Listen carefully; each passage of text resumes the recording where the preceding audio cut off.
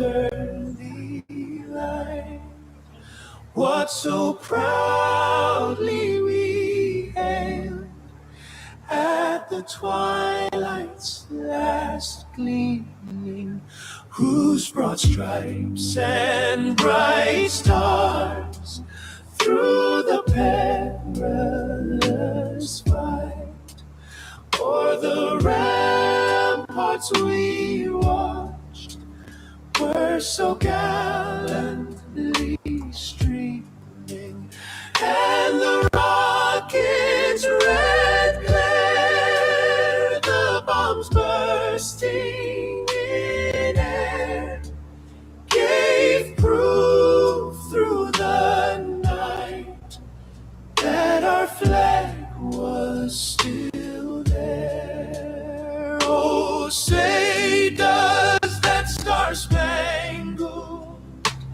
banner yet wave o'er the land of the free and the home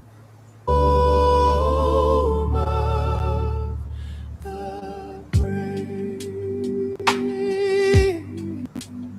On the shore dimly seen through the mist of the deep, where the foe's haughty host in dread silence reposes, what is that which the breeze o'er the towering steep as it fills? Hey, Mom, we got two big shows coming up. Half conceals, half discloses. Now it catches the gleam of the morning's first beam, in full glory reflected, now shines in the stream. 'Tis the star-spangled banner, oh, long may it wave o'er the land of the free and the home of the brave. And where is that man who so vauntingly swore that the havoc of war and the battle's confusion, a home and a country, should leave us no more? Their blood has washed out their foul footsteps, pollution. No refuge could save the hireling and slave from the terror of flight or the gloom of the grave. And the star-spangled banner in triumph doth wave o'er the land of the free and the home of the brave. Oh, thus be it ever, when freemen shall stand between their loved homes and the war's desolation, blessed with victory and peace. So well may the heaven-rescued land praise the power that hath made and preserved us a nation. Then conquer we when our cause it is just, and this be our motto: in God is our trust, and the star-spangled banner in triumph shall wave o'er the land of the free and the home of the brave.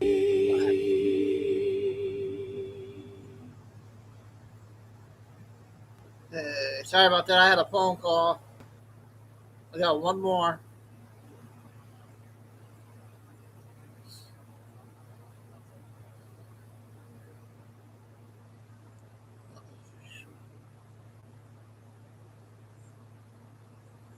Oh, dang it.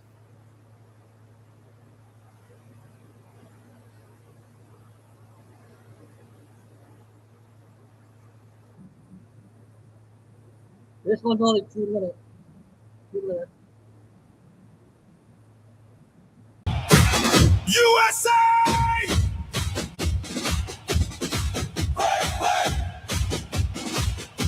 Flag flying high where the free hearts live. Smoke in the air from the backyard ribs. Brisket on the fire, boots on the grass. Whole world wants to when the boys strike fast. Eagle in the sky, thunder in the stands. Freedom in the song, pride in our hands. From small town fields to the city lights, America waits when the boys take flight. Welcome to the land of the free, home of the brave, where we still believe.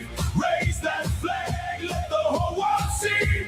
There ain't no place like the USA to me. Welcome to the land of the loud, where the stars fly high and we sing it proud. Goal hits the net, let the stadium scream. USA, this is the American dream. USA, land of the free. USA, home of the brave. USA, eagle fly. USA, raise that flag.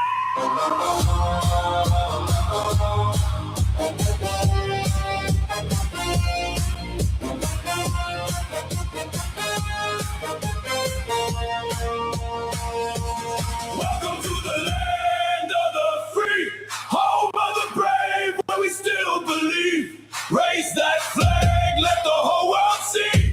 There ain't no place like the USA to me. Welcome to the land of the loud, where the stars fly high and we sing it proud. Goal hits the net, let the stadium scream. USA, this is the American dream. Hey!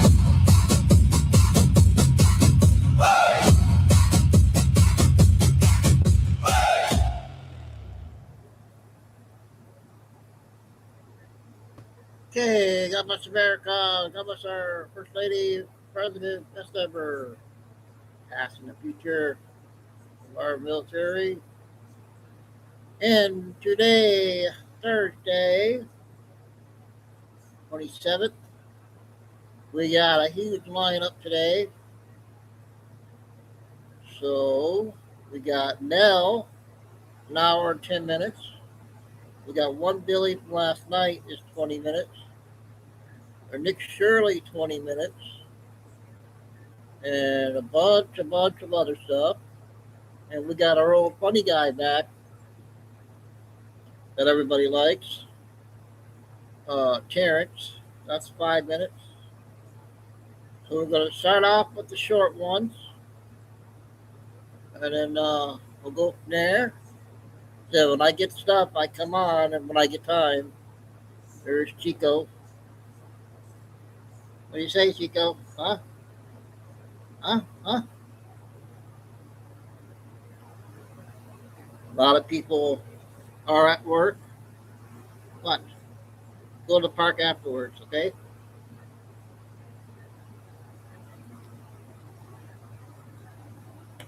Okay? Okay. Look at there. Hurry, y'all. We got a big lineup. What? What? Who's that? You say hi to everybody? Huh?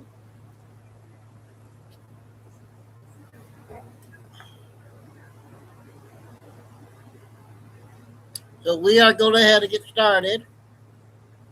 A lot of people are at work right now, so we got a clip on Carolina came out this morning. So I got two clips there we'll start off with. Excuse me. So entertainment purposes and opinions only. YouTube.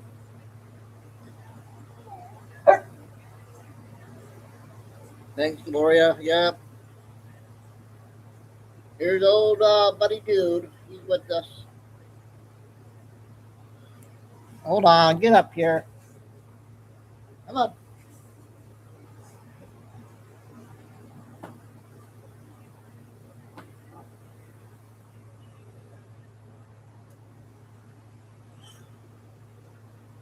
Thanks, Gloria. All right. We'll go ahead and get started. A lot of intel to get out.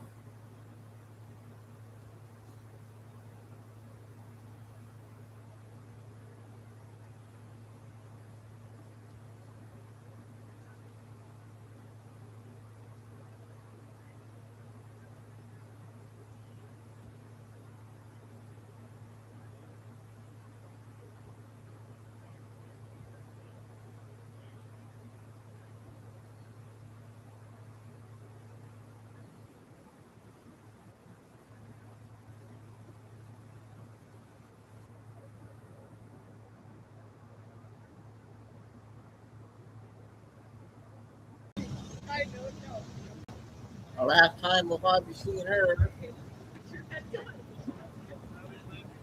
as press secretary. Hi guys. Morning, Caroline. Good morning, Caroline. How are you?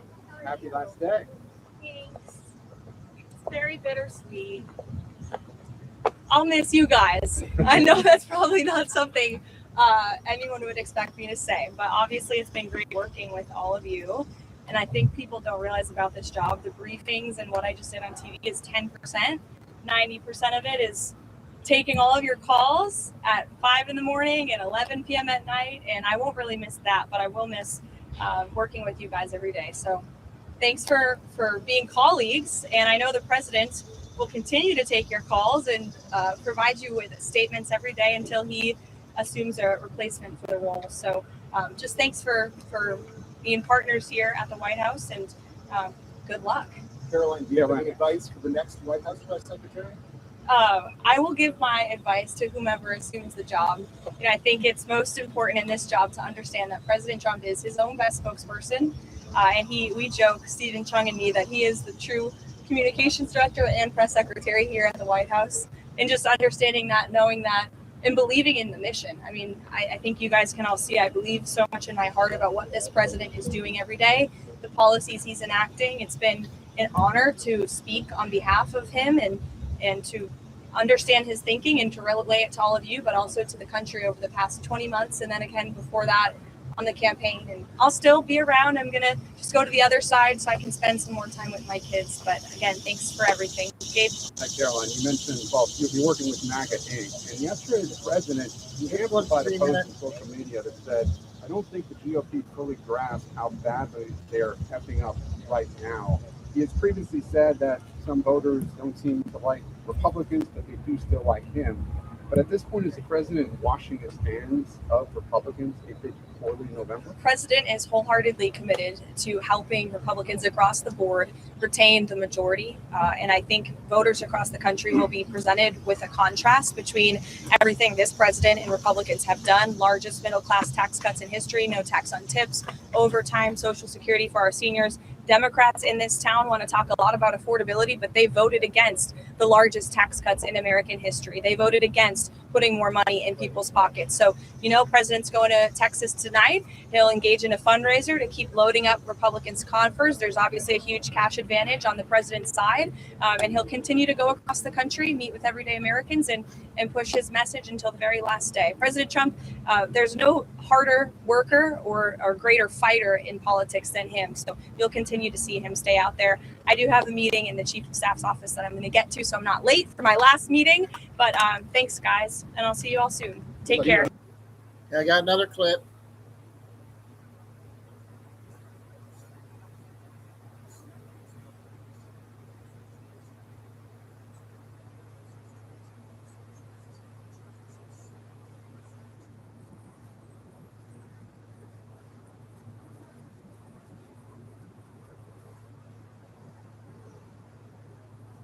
And this one's 3 minutes. Wait a minute.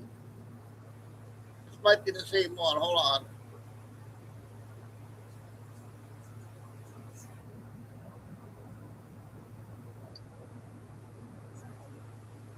Yeah, so that was it. There was only one clip.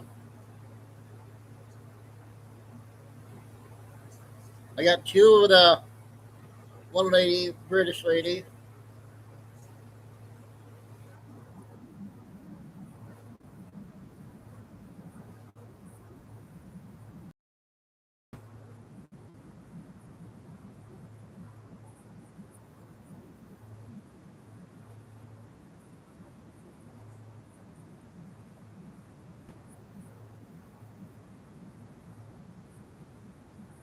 Intolerant nut allergy.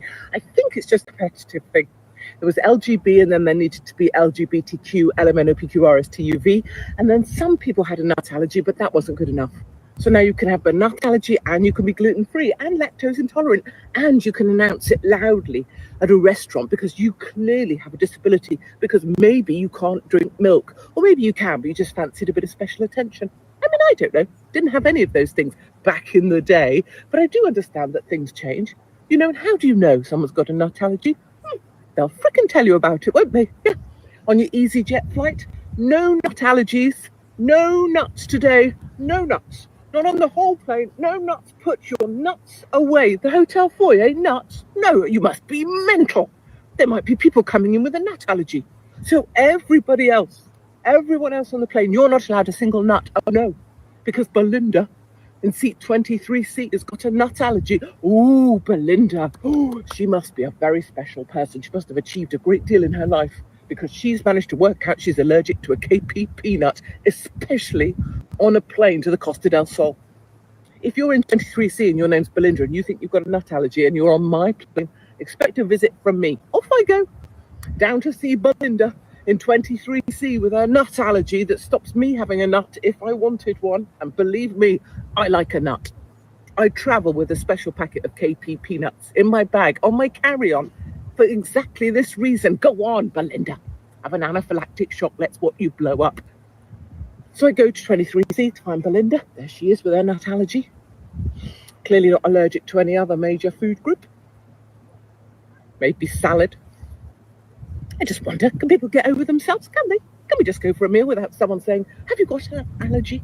Any special dietary requirements? No, because I'm not a massive... A little disclaimer. If you have a nut allergy and you don't have a sense of humour, please don't watch the following video. Okay, one more. I'm just getting ready.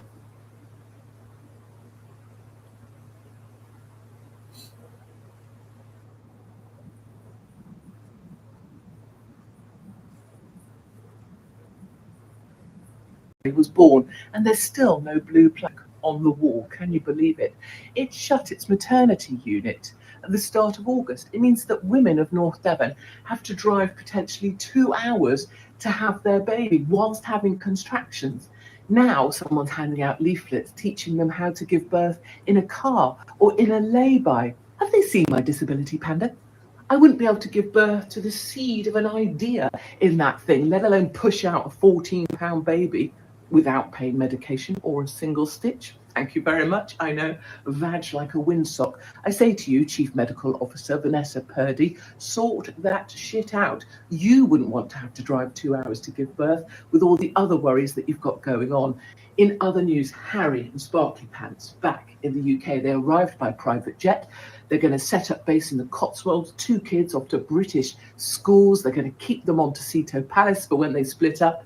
And they've got their holiday home in Portugal. The question, who's paying for all of this? Harry has a £35 million legal bill because he harassed the Daily Mail. He doesn't have a job. They don't have any purpose. So who's footing the bill? We sure as hell hope it's not the British taxpayer. And finally, Jolyon Mornham of the Good Law Project, the guy who sounds like he's talking through corrugated acoustic material, right? He called it the Good Law Project, so you know it's the Good Law Project. Now he's coming after the media because they persecuted Jason Arde, the black professor who was actually a fraudster, to death. He says they're coming for the throats of the media. Oh, what a big guy. Wow. Jolyon just had to apologize to a lady for calling her a liar on the BBC. He was last seen in a kimono bashing a fox to death in his own backyard and then posted about it onto Twitter. And Jolyon's own father chose not to speak to him till he was 17. I say to you, Jolyon, why don't you jolly on to the edge of a cliff and keep on going, darling? That's it, my loves. Back. Okay, got 2 of her today. Got a short Trisha video.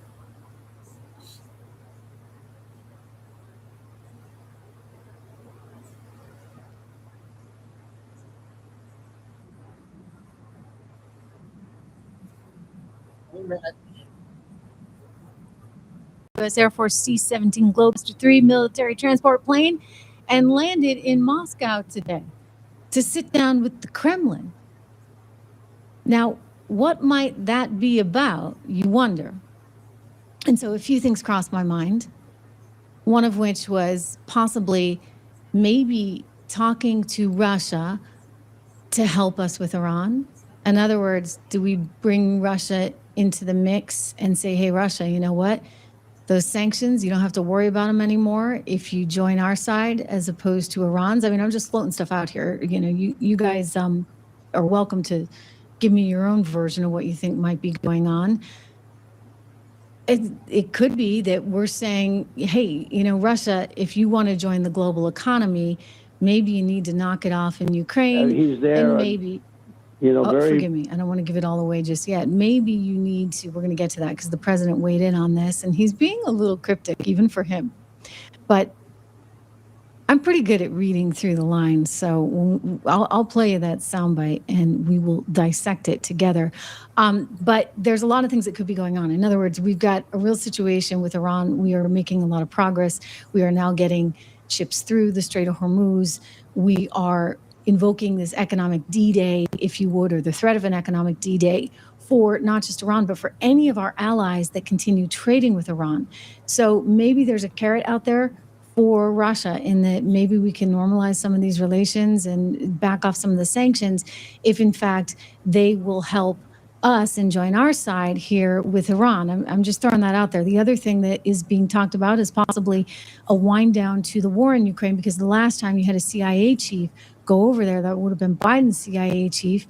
And, you know, days later, the whole war broke out. So why is John Radcliffe having to go there right now?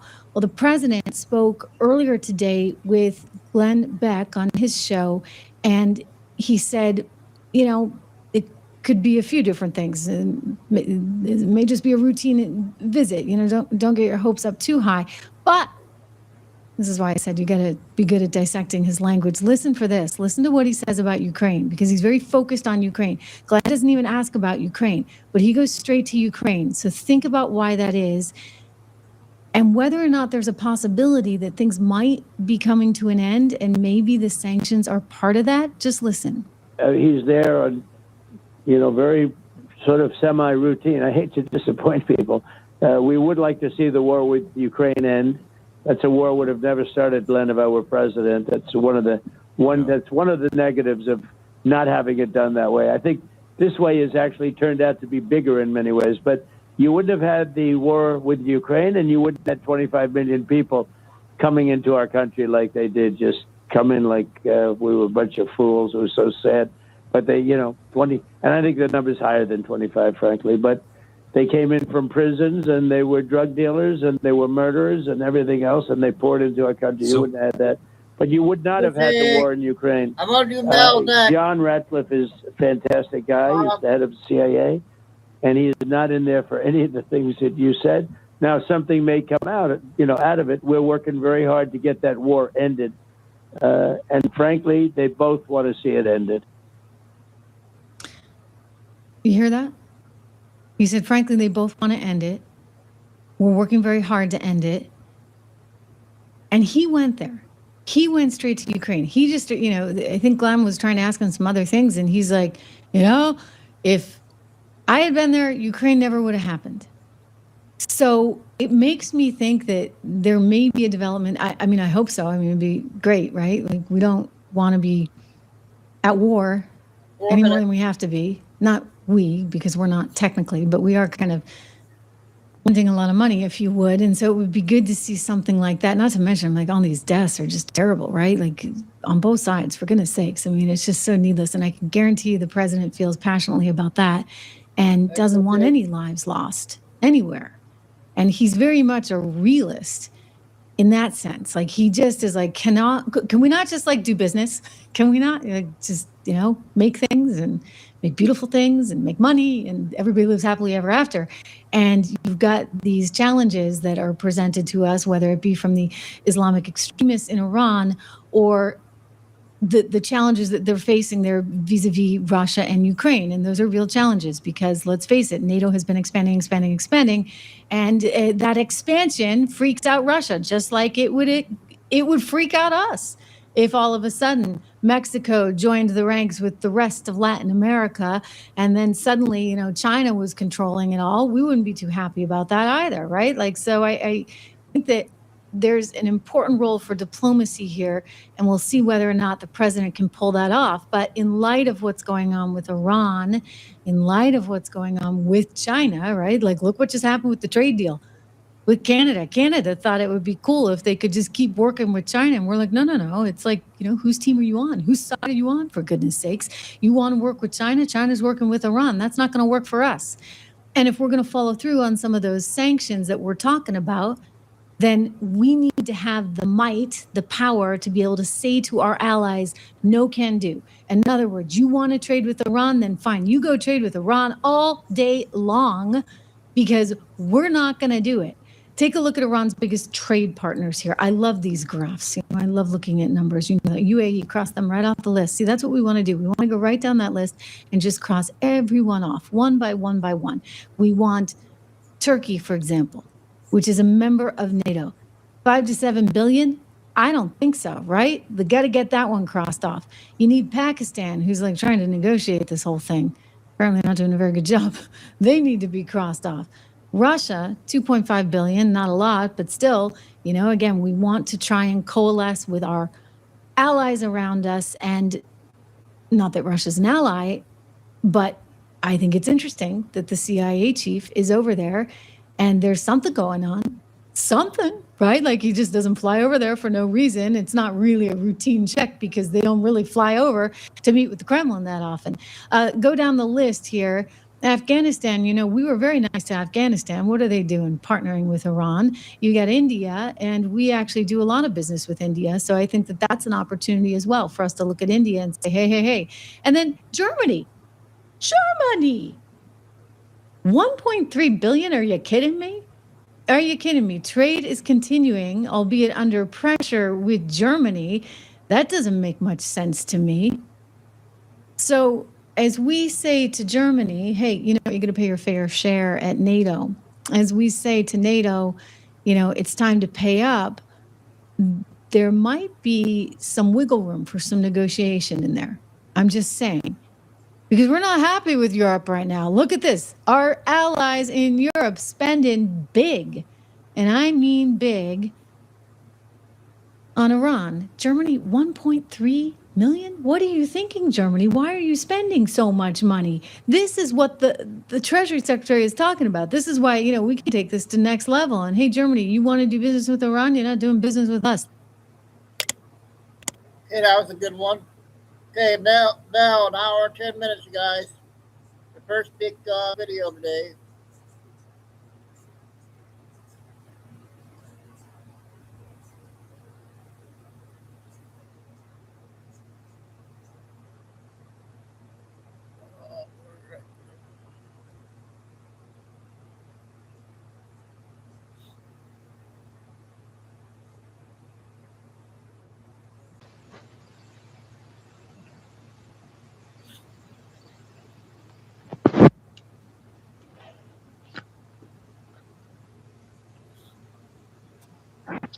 Welcome, everybody, to Wacky Wednesday with Mel. This is God's Elf. Our disclaimer. The content Mel speaks of represent her opinion based on analysis, resources, and research. It is intended to provide the listener points of reference to assist in their own research. The data provided by Mel and or guest is for educational, informational purposes only. It is not to be considered as specific investment, tax, medical, financial, or legal advice. You are encouraged to do your own research and consult your own financial, legal, and tax professionals. Many scammers portray themselves to be Mel and or God's Elf or love trumping. Mel and the admins will never promote or sell any QFS, crypto, wallets, etc.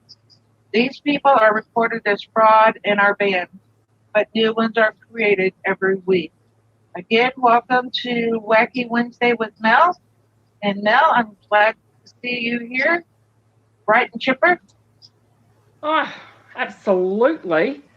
So, yeah, we have a very, very big show for you, ladies and gentlemen, and it is always a true honour and privilege to give you nothing but the best of me. Look, there is so much going on, so I thought what I would do would actually bring a whole heap of things together to give us the fundamentals. We're going to see, of course, a lot of distractions going on. So I figured let's get back and do some little reminders so as that we keep very, very grounded in this crazy, crazy week. Well, China decided to hack the Federal Reserve. It says China hackers broke into the Federal Reserve. I think the Federal Reserve, by the way, TikTok, was already broken. But anyway, that was the highlight of the joke to start my day today. But let's get into some really serious stuff. I'm going to go over a couple of fundamentals in Iraq because that is always very, very important. Of course, since the 26th of August, they have been talking about deleting the zeros, deleting the zeros, and deleting the zeros. This is still being discussed, and rightly so. The reforms also have to be discussed as well. However, for this to be implemented, we need to remind ourselves that there's a couple of things that we need to be watching. And we have to remember, of course, the Parliament legislation, tick. The CBI confirmation, that is about to come. The conversion rate is about to come. Implementing dates on when they're going to do this. And of course, today they released this article, and rightly so. We saw the same similar thing occur, of course, in Kuwait. But we will touch on Kuwait because there was a little thing that popped up that a lot of people didn't take notice of, but it's very, very relevant. And of course, the official exchange rate will be announced in due course. But the Central Bank of Kuwait also tightened its accounting rules just the other day as well for payment firms. This is very, very important. As I said, do they come together as one? We will wait and see over that. But just a reminder, the government also approved the pre-deduction of taxes and custom duties from foreign financial transfers to record them as deposits. That's going to take effect as of the 1st of September. What does that basically mean? It basically means that they are collecting their taxes on the blockchain and putting them in as deposits to support their currency. I think that's pretty important, don't you think? As of the 1st of September. Just a reminder, of course, in Iraq on August the 7th and 8th, or around that, the Member of Parliament in Iraq proposed a digital dinar. That's a little reminder of where we are at. This has never occurred before, so let's remind ourselves and keep with the positive. A digital dinar. It ends, of course, all their ongoing cash issues, all their payments, so all their citizens and that of the Kurdistan region, of course, will be paid with the digital dinar. Again, this is what we've been waiting for. This is what you're seeing. Get very, very excited. If you're still wondering if it's going to happen this year or not, there's your answer. Iraq banking lending tilts towards the private sector. We did touch on that a couple of weeks ago. This is bringing it to the forefront that, of course, private investors, the wealth, having that transfer of wealth will go into the private sector. It's also for those who are investing in projects in Iraq as well. Keep it duly noted. We hadn't touched on it here, but also a reminder that such payment systems such as Apple Pay are going to be in Iraq as a digital payment expands in that country as well. This brings them up to speed to, of course, the Western nations, or the system that most of us already use as well. While Iraq was doubling their electricity production as well, they're talking about their electricity, their roads are still progressing. That's now becoming a reality. We've been talking about this for years and years and years, and now, ladies and gentlemen, it is a reality. Completing the digitalisation of the financial system and automated procedures and ensure accuracy, fast and transparent system. As of the 1st of September, ladies and gentlemen, we keep a very close eye on Iraq. Just a reminder, of course, when we talk about we'll talk about that one in a short minute. Let's go to, a couple of weeks ago, I touched on some very important executive orders, that being 10005 and 14405, and 14406. Basically, as I stated, that this is the clarity that we need to see if the Clarity Act is actually real. Okay, and I've said before, including you already on Holly's show, that the Clarity Act is just simply a mechanism. It's not actually an act. It doesn't have to pass. And I said that about 2, if not 3 months ago. But anyway, the 14405 opened the door. The 14406 is your compliance that is required. It's very interesting that your Commodities and Future Trading Commission actually came out, and the agency has said that they will advance the crypto market rules regardless of whether the Clarity Act passes with regulatory proposals already prepared. This, ladies and gentlemen, is what I just said. That is your confirmation that the Clarity Act does not have to pass at all for this to actually occur. So get very, very excited. But the milestone, of course, when we came to August the 17th, this was the review that every federal and financial regulator had to have all their licenses in place. It's one of those things that we don't actually get to see, but it is a fundamental that we get to acknowledge that things are still occurring in the background. Whilst the Treasury proposed these changes to the Bank Secrecy Act regulations to strengthen the beneficiaries or owners' identification, this is to tell us and remind us that we have to abide by, of course, the anti-money laundering and also your KYC. Then comes September the 16th. This is very, very important. 120 days from these executive orders. Well, what does it all mean? It means that the Federal Reserve will determine that the clearing and the establishment of transparent payments of these accounts and services and the procedures directly with unsecured depository institutions, non-banking financial companies, including digital asset firms, will be able to have access to that of the Federal Reserve. This basically says exactly what I said to start the show. The Federal Reserve is now broken. It has been broken for some time, but these particular executive orders that we spoke about a month ago are coming into play. Just a reminder that, of course, Ripple, who played a big role in this, is also acquiring their national trust banking license as well. That also allows them access to, of course, the US Treasury. Understand when we talk about these things that it is actually clear right across the countries, right across the world. This is all very similar in everyone's country. You just have to look for it. You just have to see, the eyes to see and ears to hear. Just because we talk about the US doesn't mean it isn't happening in Australia, New Zealand, Canada, UK, especially. There's been a lot of things happening in UK, that it is happening everywhere. This is just an easier way to grab the news and show you that it is all happening.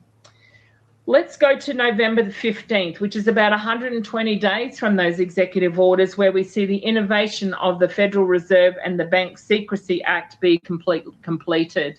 So by middle of November, this is another part of those timelines that we often share. Again, these are just markers.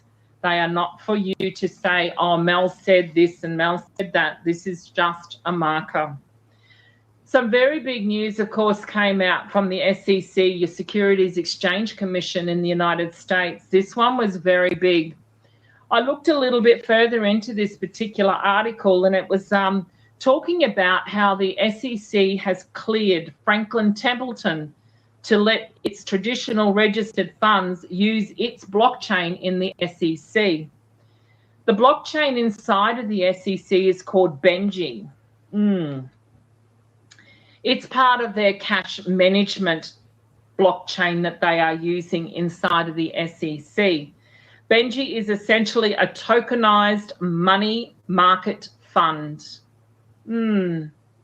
It brings me to my attention, of course, for those who are involved in CMKX, your beautiful fund is inside there at the SEC. So I would say it would be released through the Benji cash management platform that is inside of the SEC. But this, of course, all these funds are on the Stellar blockchain. That for we, the people. What does this also mean? It also means that it gives Franklin Templeton access and permission to all the physical securities, that being gold, silver, and other assets inside of the SEC, and certificates that are being held in their vaults.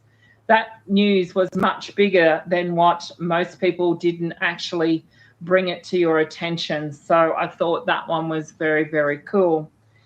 Talking about the US Treasury, let's have a listen to, of course, we had the Treasury Secretary, Mr. Scott Bessent, come out the other day, and he's talking about D-Day. Well, there was a little marker inside the Q post that always came to my light. And the D-Day post, of course, was 2629. It was the 19th of December, 2018. What was also really relevant is that the Q post 4435 reposted it on June the 6th, 2020. That Q post 2629. It talks about D-Day Patriots. So if you're into that, of course, go and check it out on the Q alerts. But what did Scott Bessent also say? He was talking about Tether. Well, he didn't exactly say the word tether, but I know what he was referring to. Tether themselves. And he mentioned about Iran. Iran, ladies and gentlemen, is Israel. Israel is last. Get very excited. When you understand the dynamics, of course, of what the Treasury Secretary was also talking about. He was touching on the clock is ticking. That took us, of course, to the Mickey Mouse clock. But it also mentions something regarding the educational freedom. And this one moved me. The Education Department also, under the radar, I don't think anyone picked up on this one, but the Education Department moved to remove the Bar Association authority to accredited law schools. So this is the start of the dismantling, of course, of the Bar Association. Get very, very excited.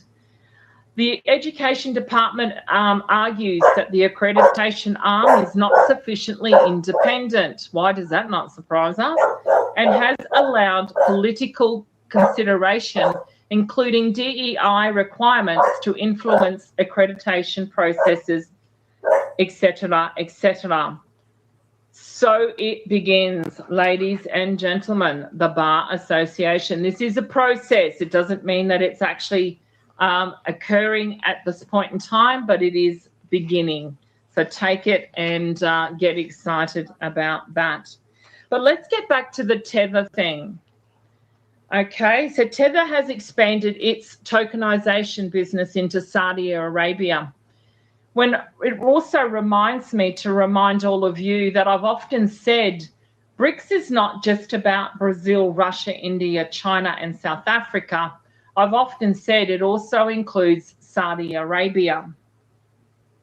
So Tether expanded its tokenization business into Saudi Arabia, starting with real estate, and is using its Hadron platform. What's interesting, of course, we know Tether to be that of the token USDT. However, it's been building around. Wow, this is starting off to being a big one on Mel today, huh, you guys? Only been 16 minutes.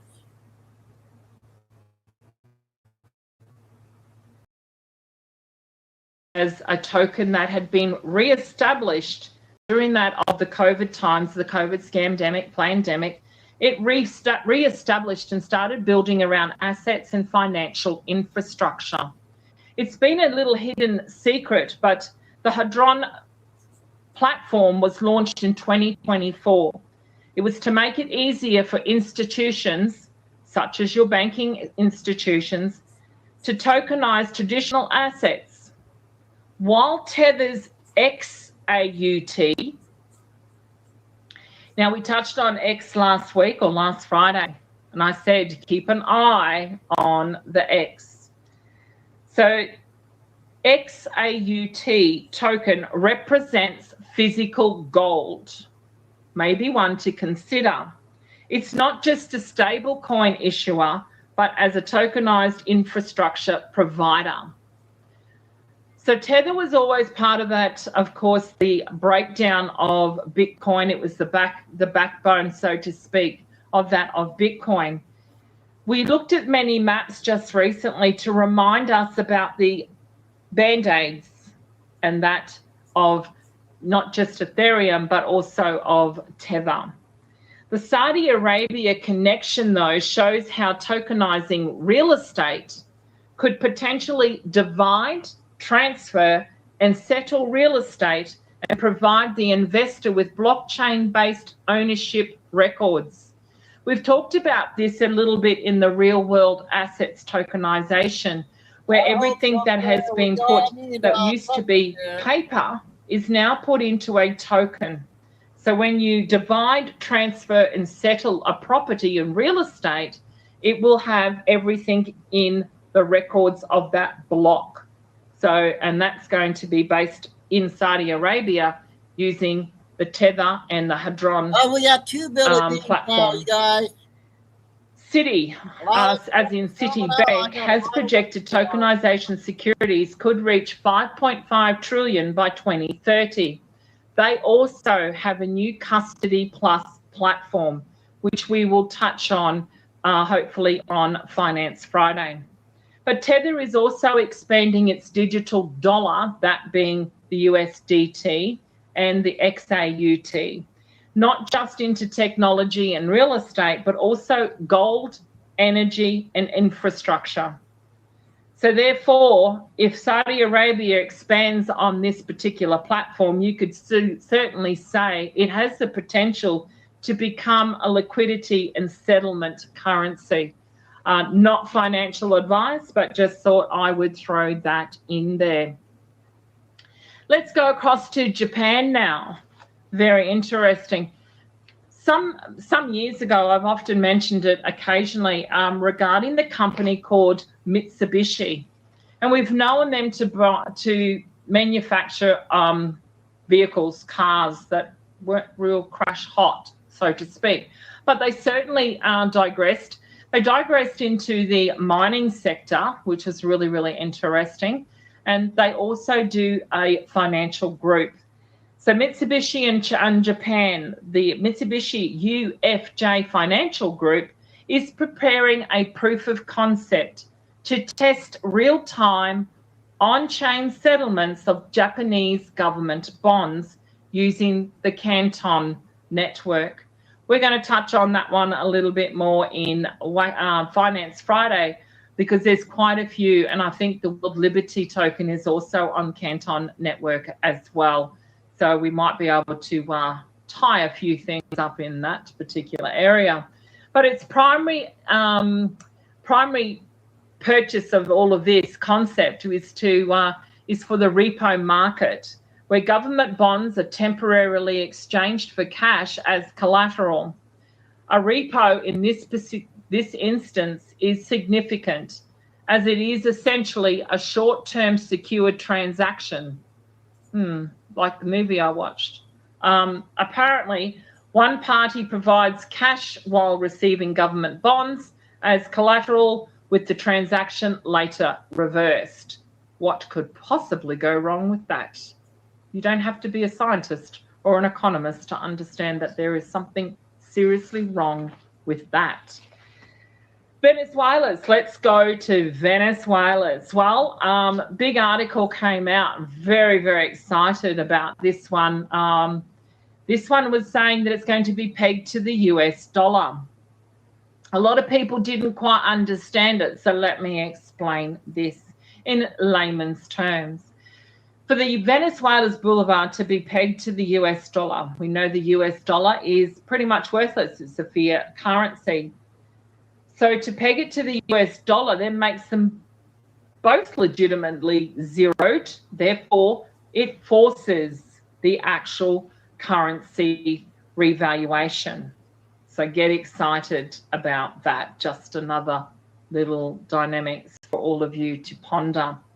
What also occurred in Venezuela is, of course, they recently targeted $4.4 billion worth of London gold stash. To put that in relative terms, it's 31 metric tons of gold for Venezuela out of London. You can't make that up. It will be returned, although it hasn't just yet, so they say, but I believe it has. This dispute went over which Venezuela's government wasn't being recognised. They sort of, the UK were making all the excuses under the sun to not return the gold. This will assist, of course, in the clearing of their requirements for the IMF. So this gives Venezuela's the stability of IMF and, of course, restoring their sovereign fund as well. To increase their gold reserve, as I said, this also helps and assists in their currency revaluation of Venezuela's. So you can bet your bottom dollar if you are invested in that. This is very good news, very good news. We also saw HSBC, or Hong Kong, and Standard Chartered exchange their first interbank transaction, confirming tokenized deposits and obligations between the two countries, and their infrastructure worked extremely well. This is a great sign for South Africa and Africa to be pegged now to Hong Kong market and to their stable coins. So get very, very excited. X, the platform X, formerly Twitter, weighs in paying influencers and creators in stablecoins. Keep an eye on that. That's very, very exciting news as well. Uzbekistan plans on issuing also a sovereign bond as well. Syria, they've approved their new electronic payment and money transfer system. That's very, very important as well, as we see Syria, Lebanon, and many countries coming into the forefront to be part of this whole global currency reset. Let's go to a little bit about gold and silver right now. Gold is winning the battle for the monetary trust. If you're going to trust in the monetary system, you want to be looking at gold. Silver, though, has hit a new era, and this new era, despite the fluctuations that we've seen in the recent swings of silver, a lot of people got a little bit down on that, but we're still seeing a very high demand for silver in many sectors, and mining of silver cannot keep up. That's the facts of all of that. We saw a shortfall. There is going to be a shortfall of 46 to 50 million ounces of silver. That's the silver squeeze, ladies and gentlemen. That means that they've got this on paper, but they haven't actually got the physical mined silver as such. We're going to touch a little bit on solar. Solar is still currently using about 30% of our silver and our silver demand. But with the AI data centers coming into play, you can bet your bottom dollar that they're going to be using a lot of silver in those data centers. But solar manufacturers, of course, are reducing the silver usage. They are looking for a replacement. The replacement, of course, is going to be copper. However, copper remains difficult as well because it's not readily available in the mining sector. So that puts a couple of things into my mind. Again, not financial advice, but certainly sit on your silver, hold it, and certainly have a look at copper as they start to manufacture differently for those solar panels or solar cells, so to speak. Okay, so this is a renewed physical silver squeeze, as I said, and it is potentially getting increasingly difficult for the market not to bring that price of silver up. So although we've had a downward turn in the silver market, please make sure that we stay strong and steadfast in that, not financial advice. Let's have a look at some other productivity of other news that I do have. And that is, of course, evolving around the CDC. Although we don't normally talk about it, this one was really, really important. The former CDC scientist whose studies were used to debunk the vaccine autism link is expected to plead guilty on September the 1st. There is a Q post again for those who follow Q that, of course, COVID day not +1. Okay, so expect something to come out more of that. Not something we normally talk about, but the fact that it's around September the 1st, very, very interesting. India, of course, plans its first tokenized corporate bond using blockchain also in September. It would be Bonza if they did it on September the 1st.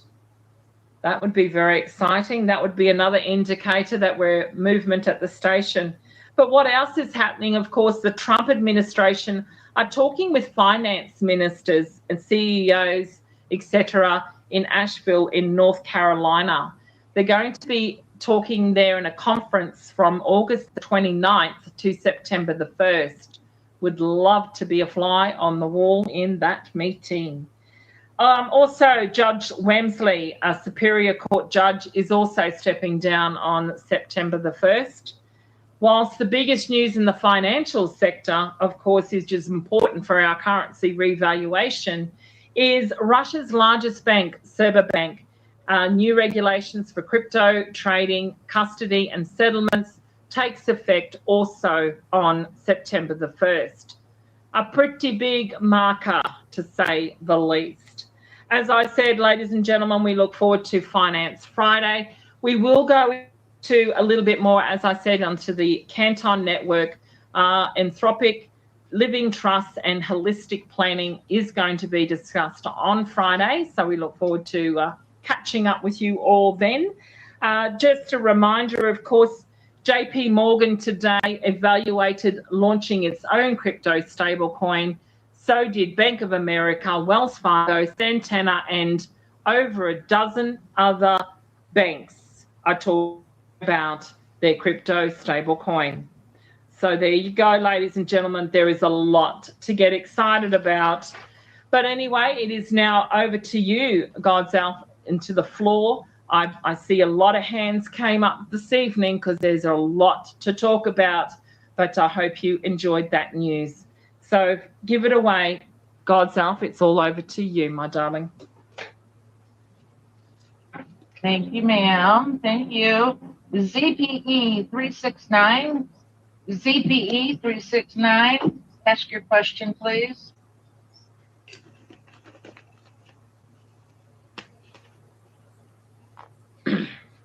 Yeah, I don't see that person anymore. Just a reminder to everybody that you get to ask one question and then you will be muted.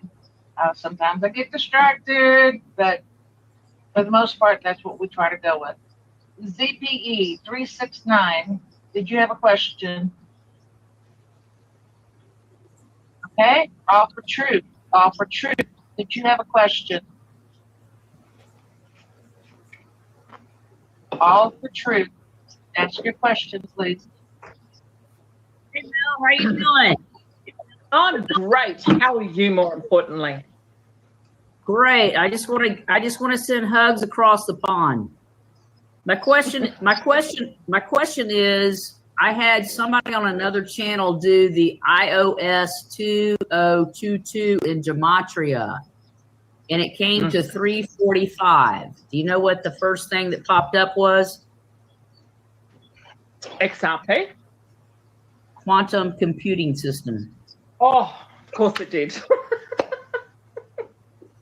Awesome. That is superb. Well done. Whoever did that, you've got plenty of time on your hands, but very good. I'm excited about that. So, God's Elf, who's up next? ZPE 369. ZPE 369.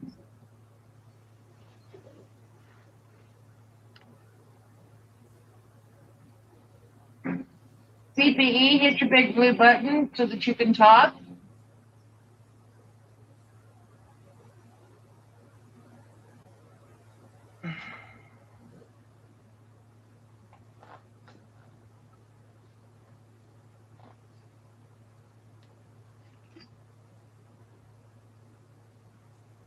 Mom, ask your question, please. Hit your big blue button.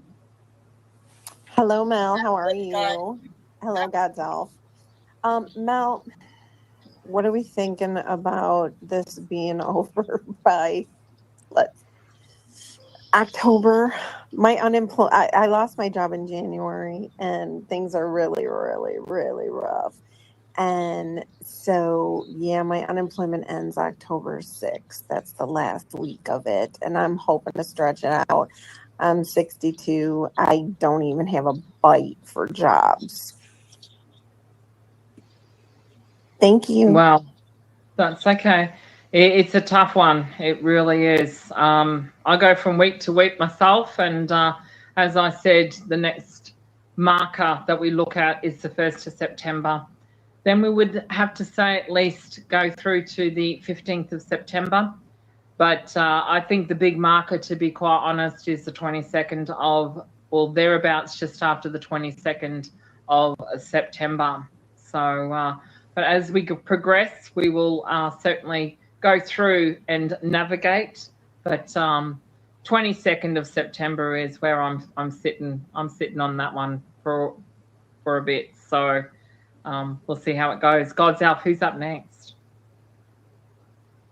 Thank you. Sherry Thorson. Sherry Thorson, did you have a question, please? I do, and hello. I've been getting requests, and friends have been getting requests from our brokerage account managers, wealth managers. I don't have a wealth manager, but the brokerage account, yes. And they are all wanting, here in the States, a trusted contact, stating they just want a trusted contact, a friend, a family member, somebody that if something happened or they had Please hit concerns the like about us, that button, they could everybody. call. Thank you. And it just feels really odd to me. They certainly have beneficiaries listed, but they want this trusted contact. I think it's probably a 50 plus state movement. Can you teach us anything about that? Well, I haven't really heard anything about that as such, but it certainly does put the question in my mind about beneficiaries. As I said, the transfer of wealth that's coming through right now. Is it just an added contact in case they needed to contact you? It is a little bit unsettling because it's not something that we usually actually happens. But I'll certainly look into that. Yeah, haven't heard of that one yet, but I've only been here for about a week. So I will definitely look into that a little bit further. But thank you very much for that little reminder. So, Buds Up, who's up next? DWWD, ask your question, please.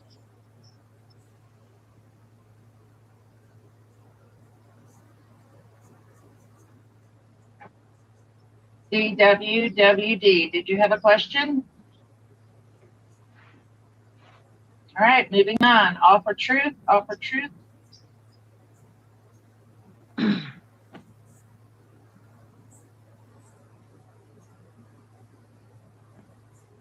She must be baking or something. Offer truth. Did you have a question? Hey, it's me, but there you go. I've got a brain cramp, so come back to me. Okay. Tony Wheeler, did you have a question? Please open your mic and ask your question.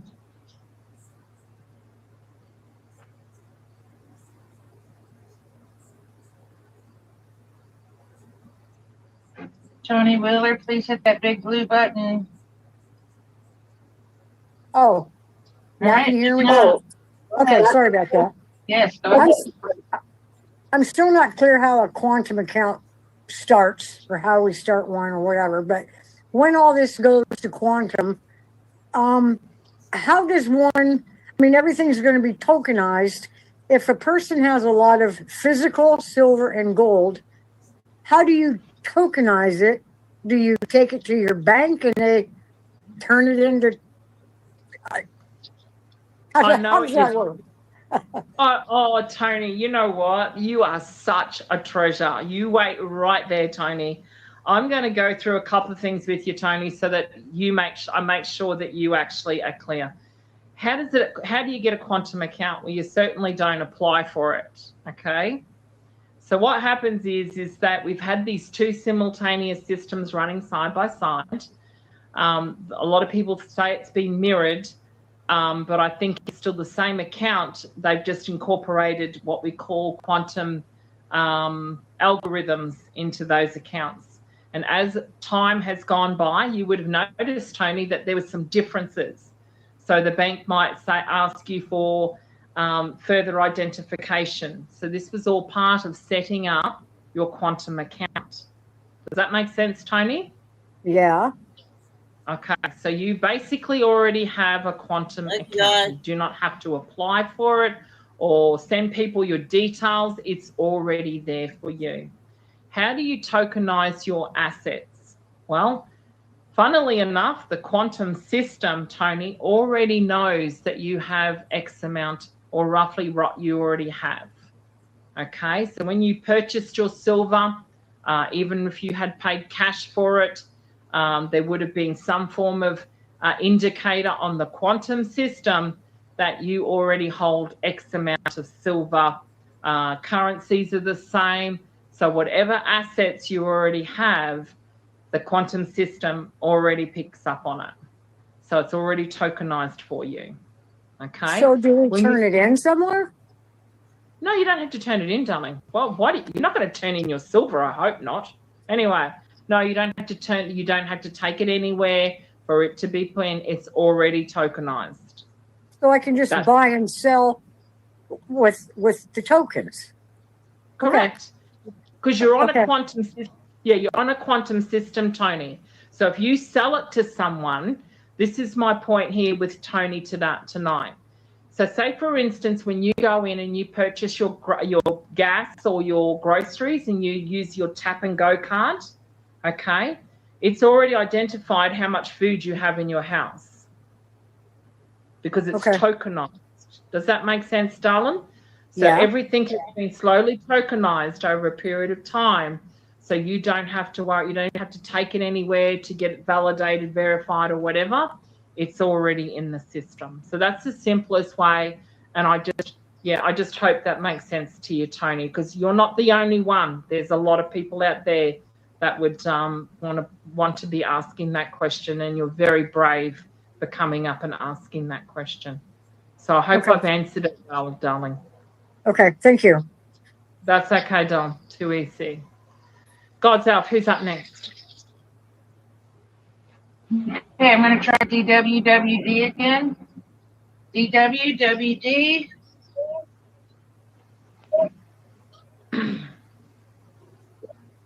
Okay, all for truth, all for truth. Hey, well, I guess I got my brain back. So my question is, do you think the ceiling on gold is at 70, and if it crosses 70, then it's going to escalate? Do you think that's the threshold? Absolutely. And I think gold is teetering between, 45, 50 and 40. But I think we're going to start to see an escalation in both, don't you? Yeah, gold won't have the higher of the ratio per se. Silver will have the higher ratio in that. Not financial advice, but we did discuss it. The algorithms that we were playing with the other night is how I got to the theory of 500 or thereabouts. So when you know the algorithms and you work out those algorithms, they are certainly that is doable. So we'll see how we go. God's Elf, who we got? Okay, last chance. DWWD. DWWD. What are your thoughts on the appointment? Okay, we got 41 minutes in, so we got 19, less than a half hour, I think, about 30 minutes. Oh, there we go. Excuse me, do you think that's more the perspective versus just the Forex? Can you just repeat the question, please, love? It got cut off a little bit. When it comes to appointments versus the Forex, what's your thoughts on it just becoming the Forex and you're just being in a position to make appointments at the bank because it's actually on the Forex? Well, it has to be on the Forex first, okay? And then you will be going to your appointments. So providing it's on the Forex first, then or on the back screens, so to speak, for those who are already in private contracts, they actually go before we do, and that's what we call in the back screens or secured contracts, and it has to be on the Forex first, and then we go to our appointments after that. The appointments may not necessarily be at an actual bank per se, but you could certainly be directed from the bank itself to the locations to where you need to go. So hopefully that answered that question. God's Elf, who's up next? About Kimmer. Kimmer, ask your question, please. Thank you, God's Elf. And hi, Mel. This is Kimmer. Hello.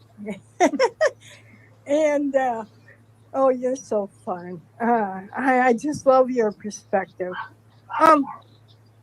My question, and I apologize if you already have talked about this till you're blue in the face, but as far as the currencies going, I'm helping an elder person that's not on Telegram or you know, he keeps following Restored Republic and that kind of stuff. So I don't think he's getting the right information. But anyway, what's your opinion on humanitarian projects with Zim? Because I've heard all kinds of things. I'm kind of leaning towards they already know who they're going to want for Zim humanitarian projects, but that doesn't stop anybody.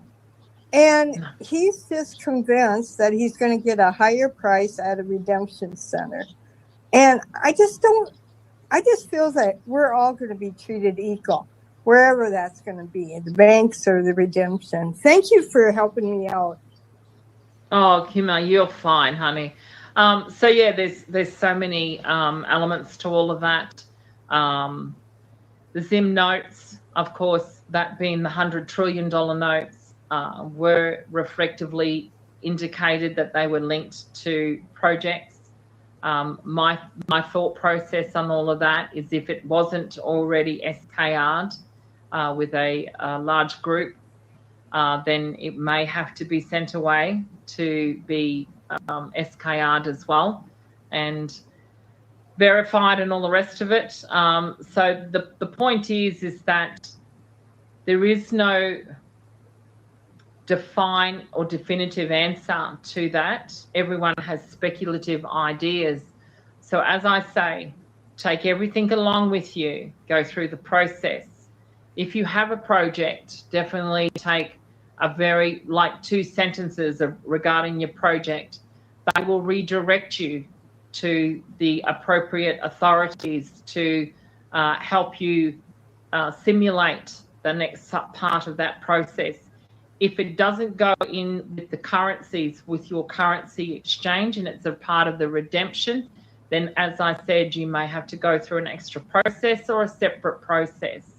Again, unless it was SKR'd or validated in a group, then it may be a little bit of a process. But again, no one is really defining what the actual Zim process is going to be, or going to be for that of us in Tier 4B, so to speak. So sit back, take it along with you.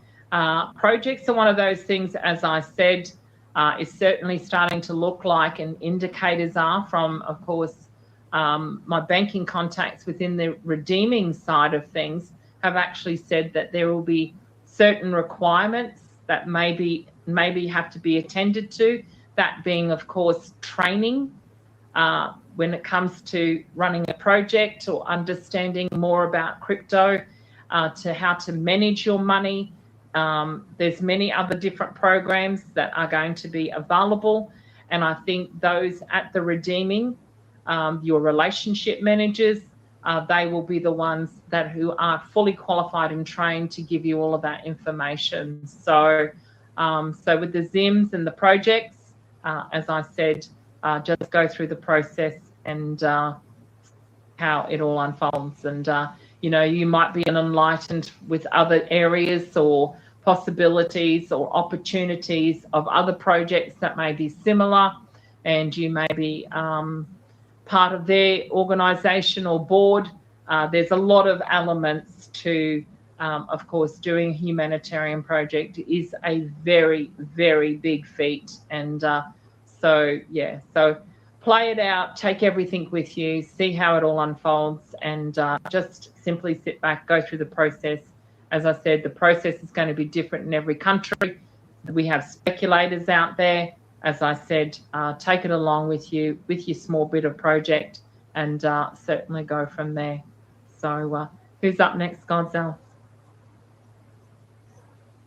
Kevin. Kevin, did you have a question, please? And after Kevin will be Sarah Davis. Kevin, please ask your question. Hey, Mel. Kevin. Hello, Mr. Ripple Effect. How are you? I am superb, sir. How are you, more importantly? Well, I am actually very well. I just listening, and I heard a little nugget, and I wanted to just ask a back or a follow-up question to that. The young lady was asking about her silver at home that she wants to tokenize, and I believe my ears heard that the quantum system already knows how much silver she actually has. Yes. How about that? That's really cool. It is So- very, very. So my question, Mel, would be, if this quantum system knows, does the quantum system also know how much currency we have? Absolutely. Absolutely. Yeah. It does. And this is what I say to people. It's quantum physics and quantum energy. It all knows. You can hide it. You can, even if you were gifted it, people go, oh, what about what we got gifted? No. You don't understand. Quantum physics, quantum energy, quantum frequencies, it knows. It already knows. And we can argue till we're blue in the face, but the quantum already knows. So there you go. But very good question, by the way, Kevin. So God's Alp, who's up next? Sarah Davis. Sarah Davis, please ask your question and be followed by Mr. Anderson. Thank you, God's Elf. I appreciate you. Hey, Mel. First of all, I want to say thank you so very much for putting into regular terminology all that's going on, because there's so much confusion and so much information. And what I love to listen to you, and you just put it into terminology that we can understand, and I greatly appreciate you for that. So my question for you is, are you familiar with any person that claims that they are a supposed code holder for the banking system? So when the time comes and the word go, that there is a certain set of codes that get entered into the banking system by this particular person, and then we're able to go further? I'm just picking up. I'm just like, what the heck are you on about? Look, there's so many elements to all of that, and this is not a criticism or condemnation of any kind. As I said, is there certain things that will occur that we don't, or we are not aware of? Quite possibly. We don't know. My concern is that if you were to be that particular person, then it doesn't make sense to actually come out and announce that. That would be something that was possibly done, I believe, in the George Bush era, and this, that, and all the rest of it. It's interesting that I had some information that Bush could possibly be the first arrest in the coming weeks. So again, we don't, it's not up to us to decide who is making claims of whatever they need to do. That is perfectly fine with me. If they are supposed to be that person that puts in certain codes or certain algorithms, then so be it. My issue is that my logic brain, knowing what I think I know, is that, as I said, as this progressive quantum system has been going into play, certain codes and algorithms have been put in place. Is it to be part of the Swiss system? Well, again, like I said, I think the military are in control of that. It makes logic sense that as systems are shut down, then the military are in control of all of that. We don't know who's in the who, and we don't know the knows of who is going to be doing all of that. But if you take the perspective of the military are in control, certain algorithms, I think, have actually gone through, as I said, and decoded as time has gone by to unlock certain elements as they go. Is he the final person to do that? Then so be it. I'm not here to judge or condemn or anything like that as well. If it was deemed to be that was the case, then let it be. But yeah, it is a real big tough one, because, as I said, with the size of what we call the quantum computers, it just doesn't make sense to me It's something that would be already in the system. Whatever that process is for that particular person, it could be something different to what I believe it to be. So it's not a criticism or condemnation or anything to that person. It is what it is. They've been around for many, many years. And as I said, if they are deemed to be that person, then I just want them to get in and be safe and do the right thing. And as I believe he would, if it was to be who I believe it to be. So who knows, right? Who knows what the story is? But logic tells me that certain algorithms would already be within the system. That's how I would expect it to be. I can't see how an individual would be able to do that, not with the technology of these quantum computers as they are today. So I could be wrong. And but I do hope that the person gets reparation for the waiting or the time that it was given, and it's no different to those in CMKX and fines and penalties. They've been waiting in the wings. So I hope that these people who have been promised what they have been promised, they get paid or reparations for what they have been told that they were going to do. As time has passed, I think the computer system has already got those algorithms in place. So just my personal opinion, not a criticism at all. So God's Elf, who we got next?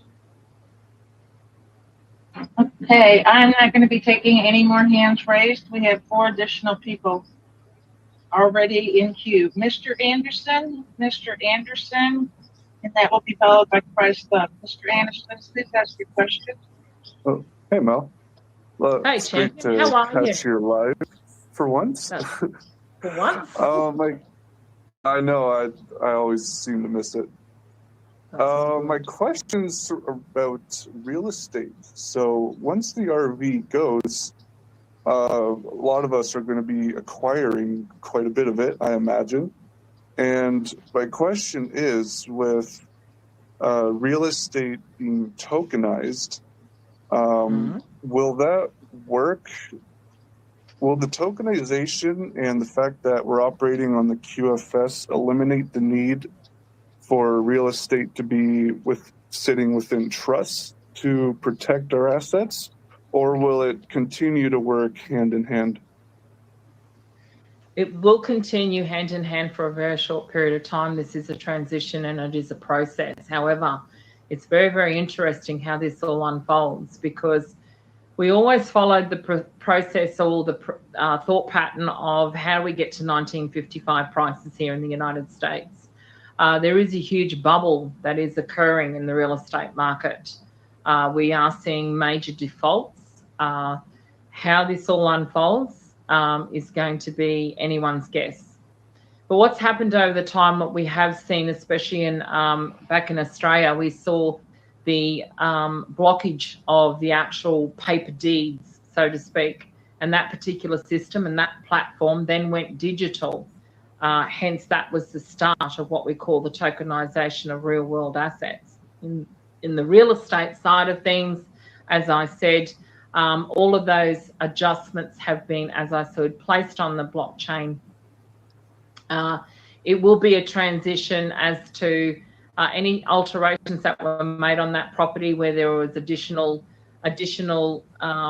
structures put on, this, that, and all the rest of it would be in that actual block, so to speak.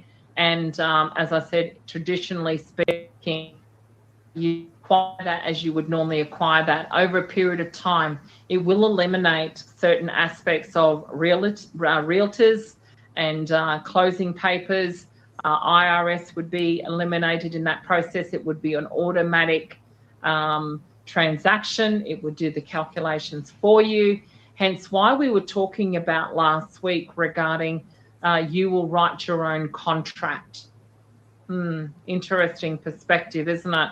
As I said, this is why when we are receiving our biggest transfer of wealth, that we will possibly have indicators such as service providers, that being relationship managers, private bankers, and so on and so on.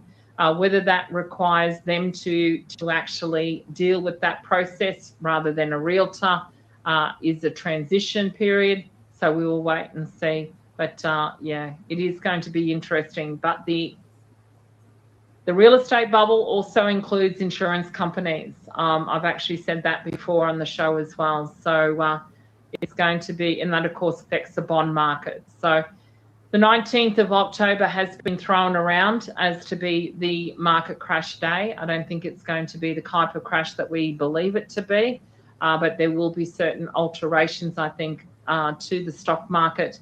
As I said, around about that mid-October is their expectations of certain activity regarding that of the markets, which will affect, of course, the real estate market. So, yeah, keep an eye on that. As I said, Saudi Arabia, very big into real estate, using Tether.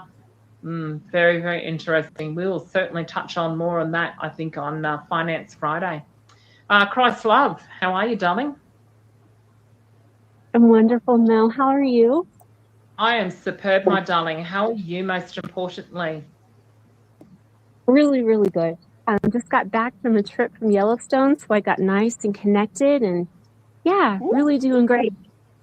But I do have a question. So I want my parents to listen to the show today. And so if they've never been, if anyone's new to what you're telling us, could you please tell me what is the process that you keep referring to?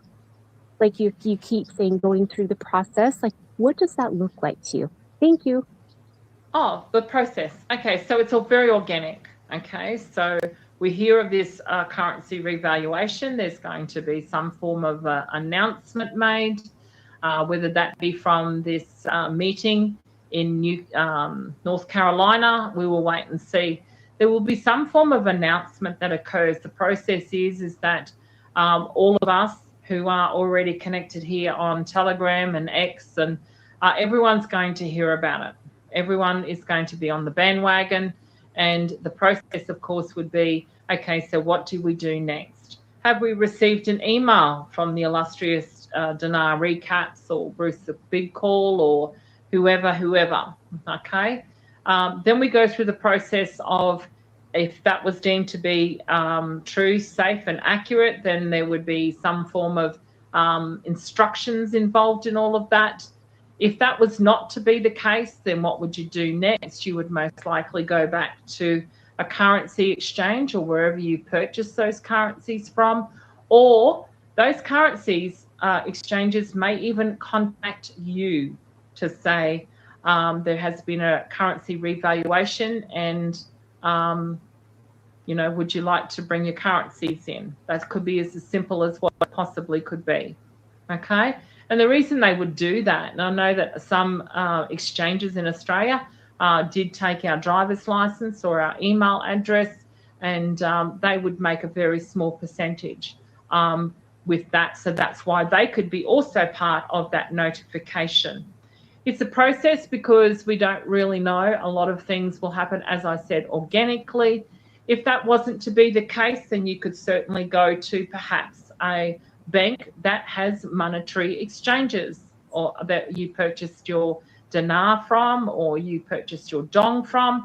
You would go back to that bank and say, listen, I've purchased a lot of dong, as you can see, and the bank may already be contacting you because you've purchased from there. You may receive an email from them. It doesn't necessarily have to be an email from, say, Dinar Recaps per se. It could be simply from those places that you purchase the currencies from. So there's many, many options that a lot of people sort of get hoo-ha that, you have to do this or you have to do that. I don't think it is. I think it's more for the eyes to see and the ears to hear. You would be then approached. You would be given instructions. Of course, once that transfer actually occurs, then you become what we call a generational wealth has appeared in your account. This then puts you into a different position, where that position then allows you to have access to what we call private wealth managers, You can have arrangements with philanthropic establishments, foundation establishments. You can then afford to buy to hire holistic planners, which we're going to be talking about on Friday. So there's many areas. Once the actual currency exchange has actually occurred, you will then have the opportunity, or it gives you opportunity, to then go on and ask professionals who deal in that area of generational wealth. So that's basically this process. So thank you so much to the beautiful Christ Love for asking that question. So I hope that sort of covers it. As I said, there's no clear-cut answer as to how it's going to happen, but there's many options. You're not going to miss out. As I said, it doesn't necessarily mean that you had to apply for some email or anything to that. Those aggregated sites or platforms have altered and changed over the years as well. So that really created concern for me, because you just don't know who's running them, whether they're now bots running them. So as I said, give yourself some options as to how you're going to go about the process yourself, and go from there. So that's what that process actually entails. So I hope that gives everyone a little bit of a calmness about it. But God's Elf. Is there anyone else? I think Lula, is it? Yeah, we got two more. Lula. Good evening, Excellent. Mel. I have a quantum question as well. I just have a very brief background. My husband and I had a prenup, and then later we started buying the currency and the Zim. We kept it separated. We went to an attorney and had a legal post-nup drawn up that when he passed, it would go down to his children, and whatever I made would go down to my children. Well, he passed away last summer, and I gave his currency and Zim to his daughter. So how would quantum know that? Okay, well, you just... And does it matter? It doesn't matter. No, it's a process, isn't it? It was already documented that that's how that would happen in the prenup. That's quantum. The quantum system is it's been put into a system or on a computer, and that's the quantum energy. So it would identify that she received those as a gift from your husband. So it's don't overthink it, ladies and gentlemen. It's all quantum. So buckle up, buttercups. Oh, I haven't heard from you for so long. How are you, my doll? Good, Mel. How are you? I'm superb. You're the lucky last. Woo!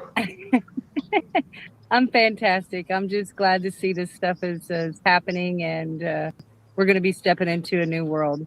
My question is, what about the people that have been gifted that it's not on the quantum, or you haven't purchased it from a bank or banknote or any of that? What about for the people that has been gifted currency? Yeah, it's the same thing, hon. It is still the same thing. The quantum system or the quantum frequency. So when they go to their appointment, understand this is where it becomes frequency. Okay? Telepathically, people have got already in their mind that they've received this gift and they're going to this exchange. It doesn't have to be written, although some people do suggest that you write it down. You have received this gift from so-and-so. If you so wish to, that's fine. But yeah, it's no different. It is a quantum energy, a quantum frequency, telepathically, energy-wise. If you were to indicate that this was gifted to you by your uncle or your late grandfather, or you found this in the attic of your great-grandfather and you've got a railway bond or whatever, the quantum system will still incur that you have received a gift. It's a tricky one to try and explain to people if you're not in a higher frequency mind, where just understand no different to if you were to look at it on the negative side. If you were to talk to a criminal, A criminal can look like you and I, but there's certain indicators that will indicate that he is a criminal. And if you are of high frequency and you're holding currencies, the energies and frequencies will also allow. So when we talk about these frequency machines, as you go through to your appointment, they are actually real. They will also pick up the frequencies of a beautiful humanitarian that you are going to do good with what you were gifted. So understand, quantum is not just, as I said, a quantum account. It is much bigger than that. It is a quantum frequency, energy, quantum physics, and frequency is going to be the big element for all of that.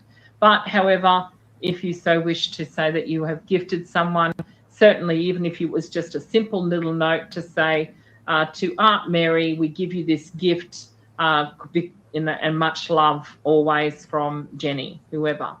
So that's enough to indicate as well that the quantum system will frequency will allow that to happen as well.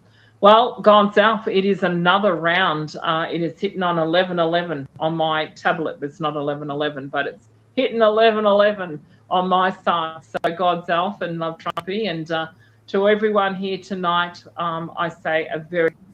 All right, you guys. Another big one there. That's just the beginning. First big video. I got 7 short ones. 4 of them are with the cowboy guy, and then 2 other short ones. One crazy cowboy with 4 minutes. And then we got 2 Billy Beans I want to get to. And 5 finish Nick Shirley's 20 minutes. And then come back. I'm not sure what time yet. But we still got quite a bit to share.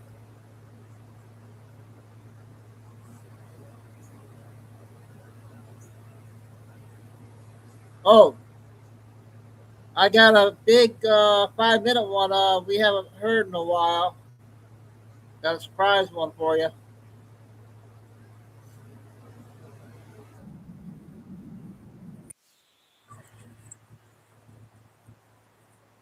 Recusal of the judge. Oh, Black Cow, yeah. Well, it's about goddamn time. All power to the people. Oh, that's the first step. Now we need for Carmelo to be released. All of the racist acts that took place under Judge Roach, from them not letting people come into the courthouse when it's supposed to be a public hearing, from them not giving the jury instructions on self-defense, so Carmelo would have never got a murder case in the first place. He would have had the jury would have had the option of manslaughter from the racism. Okay, so let me get this straight, okay? This is the new Black Panther leader. This right here, well, I'm looking at right in front of me. This is the new leader for the Black community.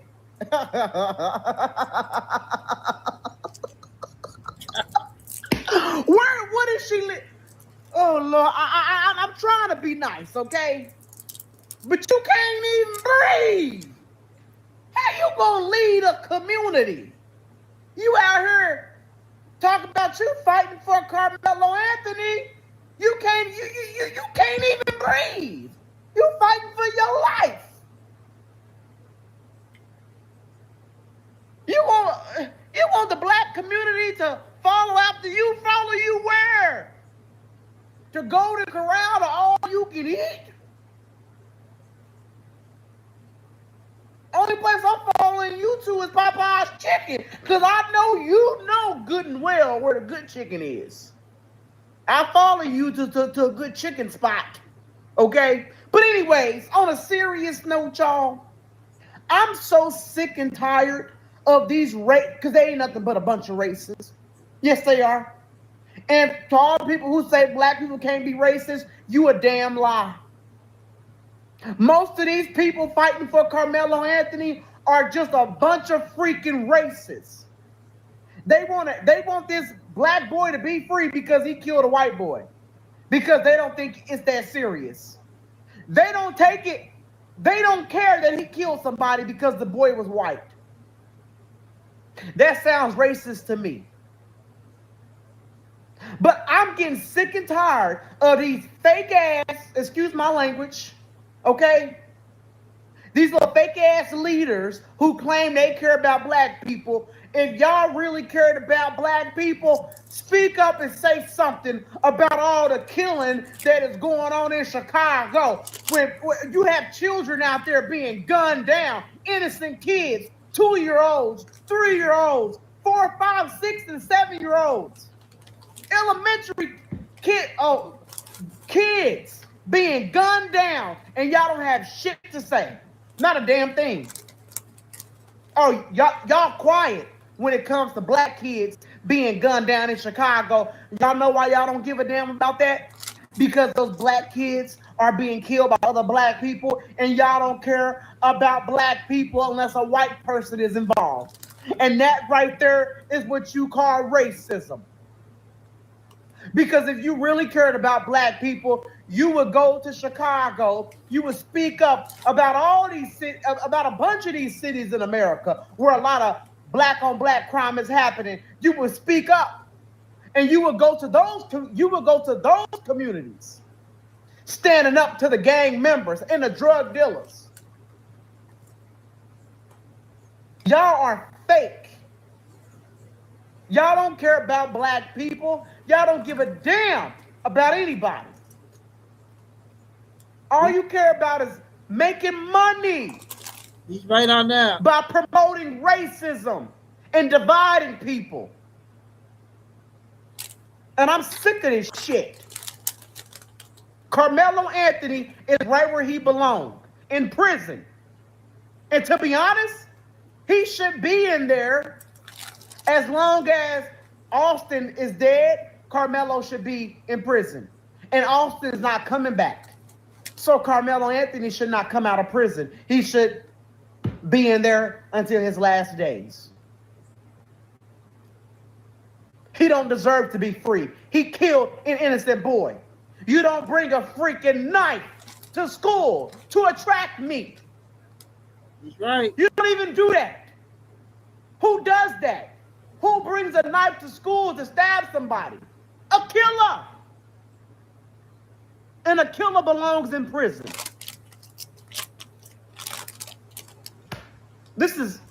I'm sick of the racism coming from.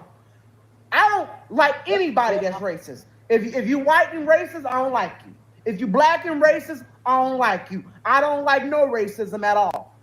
I don't care who it's coming from. But right now, a lot of this racism is coming from these Carmelo Anthony supporters. A bunch of these racist ass black people. And I don't want nothing to do with y'all. I don't want anything to do with y'all. All right. So yesterday we got. Did you know that you can have permanent teeth in just 24 hours? That's. And today we got Terrence back. And this one's 4 minutes. Then we'll get 4 cowboy ones. And doubtful or don't believe. I didn't believe either for years and years. I mean, I grew up in a hellhole, and I used to write letters to God and push them under the church steps, thinking, if I can get these letters close enough to Him in a church, He'll read them and He'll save me from what's going on at the house, which was unbelievable. But He didn't save me. And then, of course, I went through my life, just literally just lost, making one horrible mistake after the other, and where was God? And then so I start thinking, well, what if I had passed away during that time and there was a God with the way that I was acting? So I reached out to preachers in the past and I said, I want to know, how do you know there is a God? How do you know? Oh, you just got to have faith. Just got to have faith.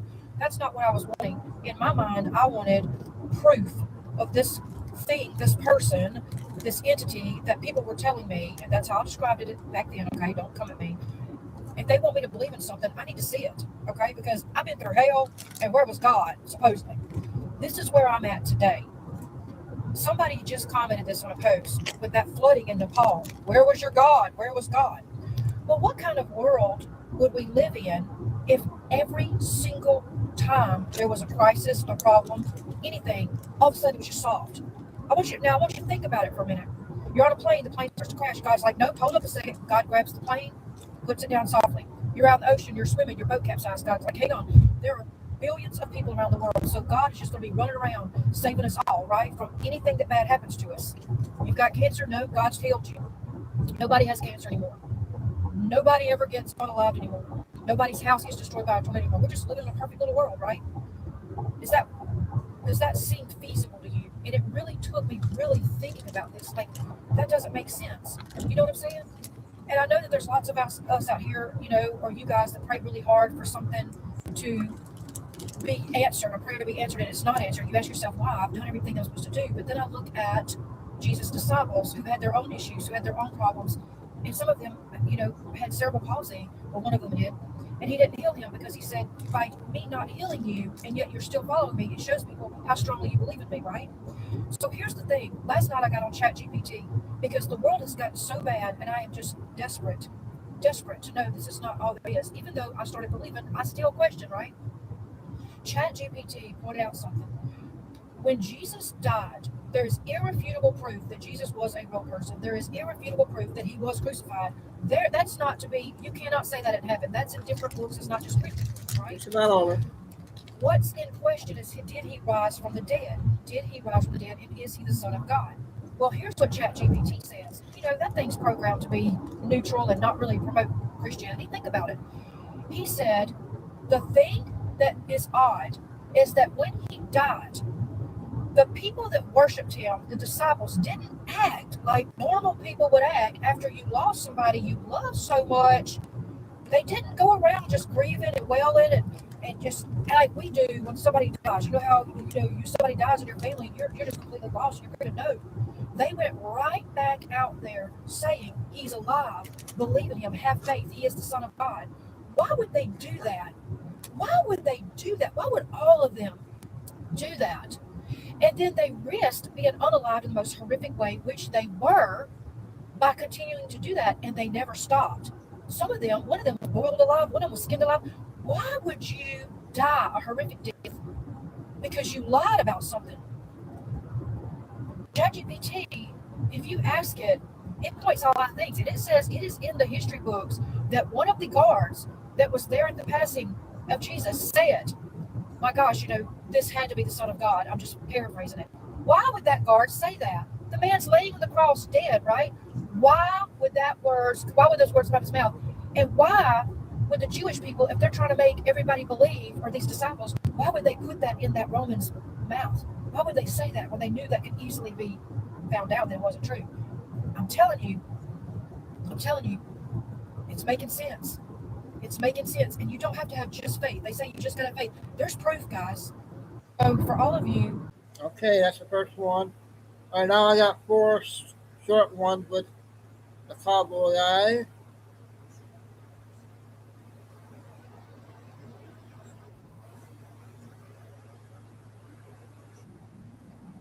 This, but if I feel like if I don't share this with you, the Lord's going to deal with me. So I have to share this. I recently had a dream, and in this dream, it was so vivid and so real. And I woke up in this, it was like an infirmary. It was a long hall, and there were beds on both sides for as far as you could see. And most of the people were asleep. And I was awake, and the light was on this nightstand that I had beside my bed. And way down the hall, I could see that there were a few other people awake, and they were stirring.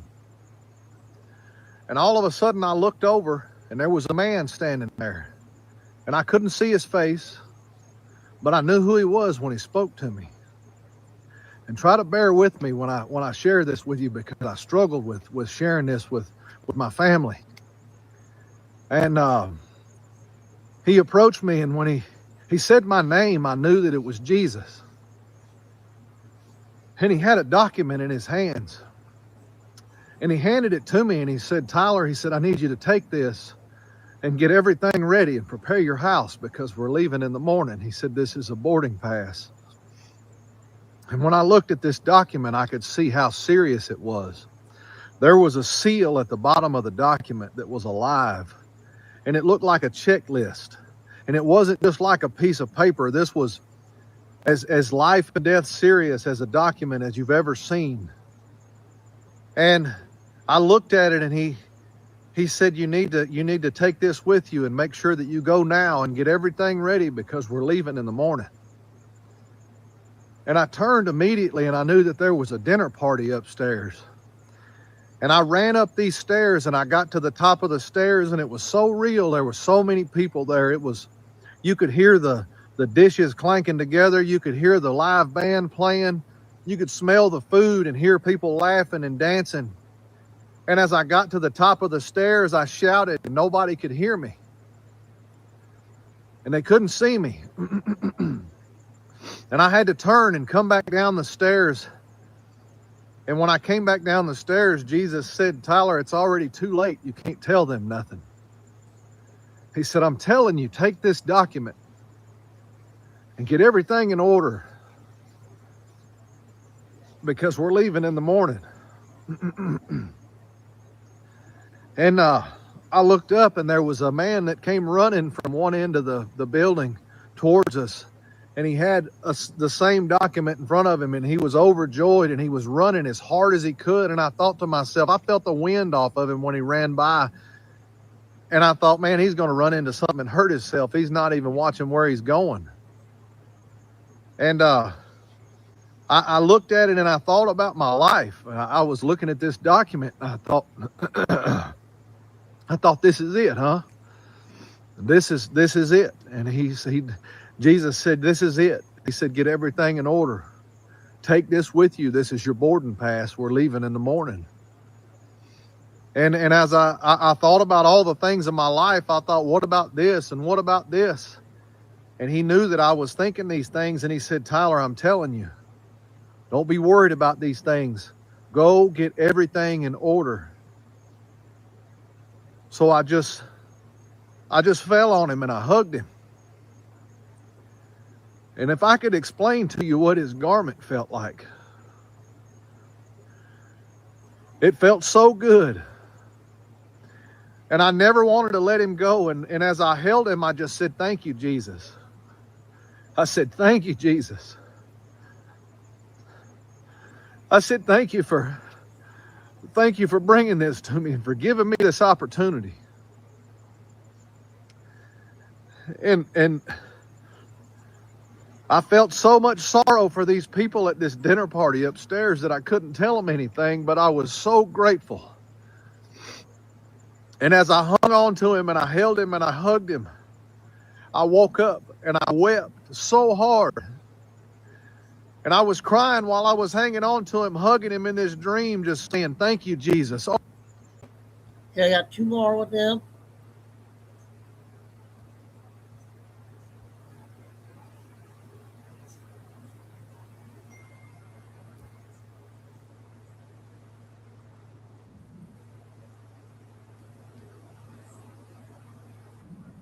People come online to make comments and say that if you wear a cross around your neck, that you're wearing a graven image. Let me tell you something about this cross. The Bible tells me that the preaching of the cross is to them that perish foolishness, but to us which are saved, it is the power of God. This is not something that we worship, and this is not a graven image. This is a symbol of our faith. This is a reminder that we are bought and paid for by the blood of Jesus Christ, and that he paid the price for the sins of the world. If you're going to go out here and try to tell people all of your infinite knowledge of the Bible, you should at least have enough sense to read the very next verse in the book of Exodus, after it tells you not to make a graven image of anything in heaven or in the earth or under the sea, to read the next verse that says, nor shall you bow yourself down and worship these graven images. He's talking about you shall not make to yourself false idols and worship them. You are showing the world your ignorance when you go and you don't study to show yourself approved before God, a workman, rightly dividing the word of truth. Now, you need to understand something. If you see somebody wearing this cross and it bothers your soul, you better pray and search your heart and ask the Lord to reveal to you why. Because Paul told us in the book of Philippians, he said, I tell you even now weeping that there are some who are enemies of the cross of Christ, whose God is their belly, whose end is destruction, and whose glory is in their shame. Do you understand that we don't worship this symbol? This is a reminder. I am a representative of the kingdom of God. I am a representative of the Lord Jesus Christ. We are called to shine as lights among men. This is a reminder to me that I have an obligation to deny myself daily and take up my cross and follow him. This is my reminder that if I love him, I will keep his commandments and I will feed his sheep. You know, I had an Amish guy tell me one time that he didn't allow anybody to take his picture because he believed that that was a direct violation of what the Bible says about making a graven image. This man literally believed that if you take a photograph of him, that it is a graven image. I'm sorry to tell you, Mr. Amish man, but you are not to be worshiped. And that is not a graven image. That is merely a photograph of your person. That is nonsense. All of these people out here that think they know something about the Bible better pick it up and start reading it and knock the dust off of it and stop paying attention to the opinions of men, because you are literally adding to and taking away from the Word of God. The book of Revelation chapter 22 says, if any man adds to the words of this book, I will add to him the plagues of this book. And if any man shall take away from the words of this book, I will take away his part of the book of life and out of the things of that holy city. We need to pay so close attention, ladies and gentlemen, about the fruit that people bear, because Jesus said a good tree cannot bring forth corrupt fruit, and a corrupt tree cannot bring forth good fruit. Wherefore by their fruit you shall know them. Do you understand what I'm saying to you today? If somebody comes up to cut down a brother or a sister in Christ because they're wearing a cross around their neck, and they start to call it something that's evil, you can tell what kind of fruit is hanging on their tree. Now that we're on the topic of the cross, I want to say something to you. There's a lot of denominations out here, namely the Catholic denomination. These are not of God. God didn't create the Baptists. God didn't create Catholicism. God didn't create the Pentecostals. God did not create any denomination. These denominations were created after the men left on the day of Pentecost and went back to all their different nations and started building churches. But if your denomination tells you, namely the Catholic faith, if that's what you want to call it, tells you to wear a cross with Jesus's dead body on it, I encourage you to go back and read the scripture where the angel told Mary. Okay, last one for today with the cowboy guy. Oh. We'll play that one after this one.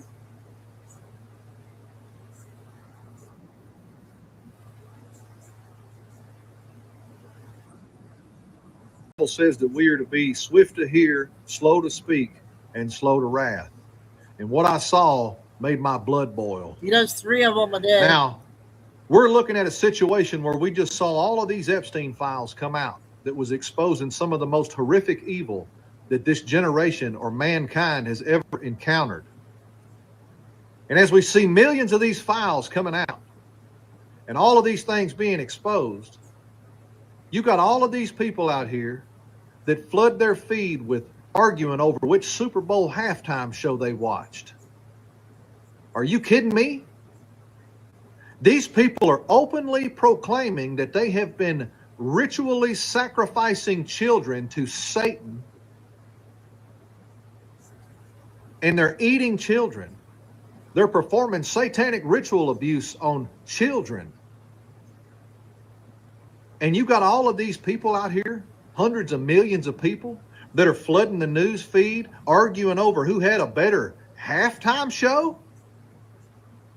You know, I'm beginning to understand what the Bible meant in the book of Genesis when it says that God saw that the hearts of men were only evil continually, and he repented that he had made man on the earth.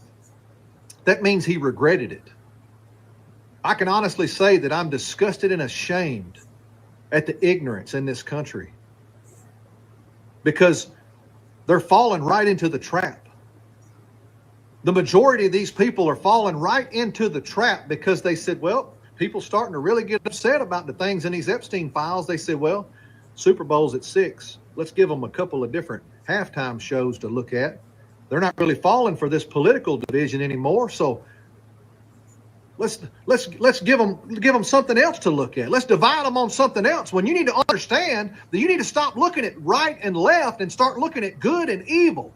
Because the Bible tells me in Ephesians chapter 6, we wrestle not against flesh and blood, but against powers, principalities, the rulers of the darkness of this world, and spiritual wickedness in high places. That also means governing bodies. We just saw these people march out onto the stage and say, hey, it's pretty much all of us, and we're doing these things to these children. What are you going to do about it?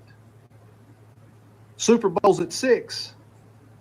Do you not understand that you're being desensitized to these things?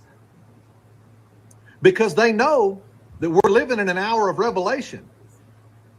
So what they do is they start putting these secular artists out here. Satan, the Bible says Satan has great wrath because he knows that he hath but a short time. What does the Bible say? Who comes before Jesus? Satan will be loosed on this earth, and he will proclaim himself to be Jesus Christ. The false Christ is coming.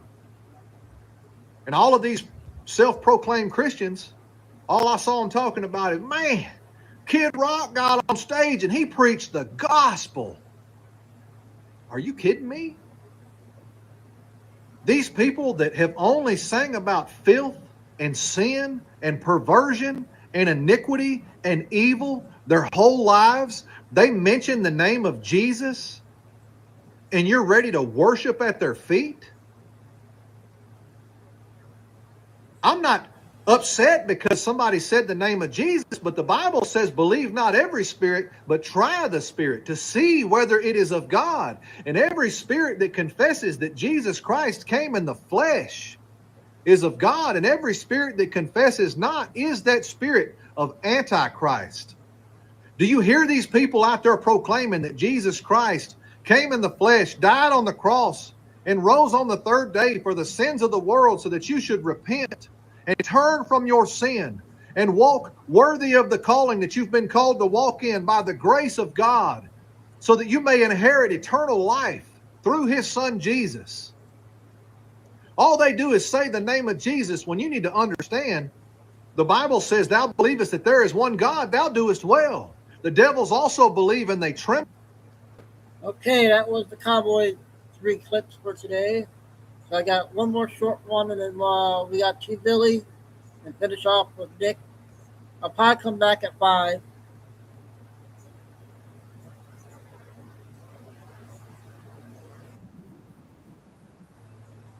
My mayor. Crap, I probably should.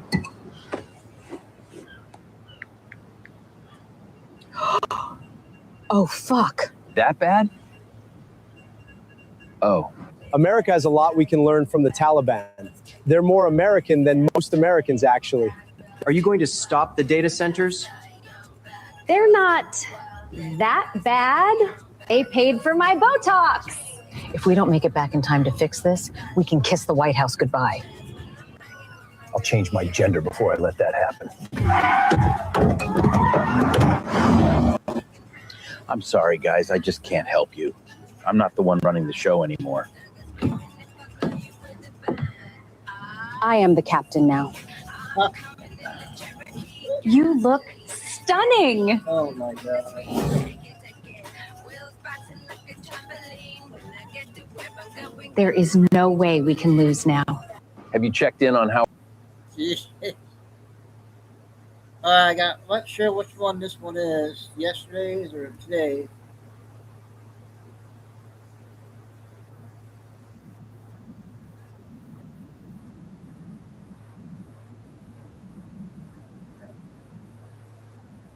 Okay, that was today, so we got to go back and get the other one.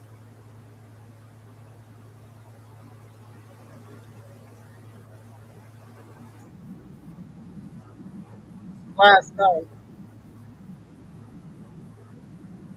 In Texas, about 6 p.m. And thanks for like, subscribe, and share.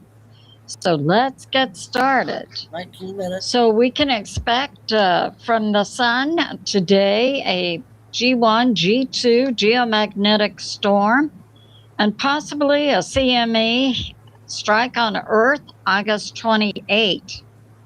And we're hearing today about a totally unexpected glacier fall near the border of China and Nepal that resulted in catastrophic flash flooding. Hundreds are missing, and it's believed many UK, possibly American tourists are in that number.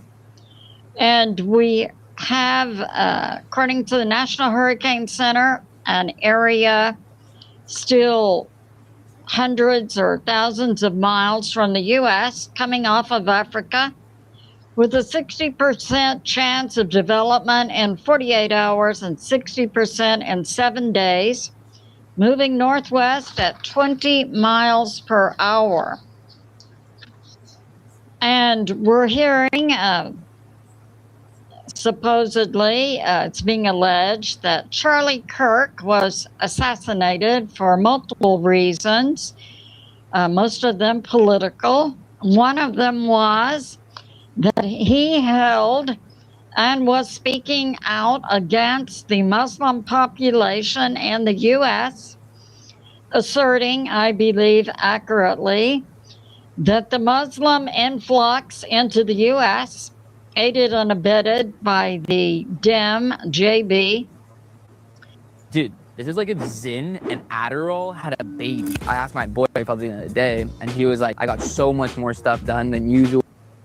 Was to, and for my part, this has been going on since the 1990s, that the Dems and the deep state had a plan to flood the U.S. with Muslims. They would have a high birth rate, and then they were to be raised up to be politicians to take America down from within. I completely agree with that perspective. So that's going on.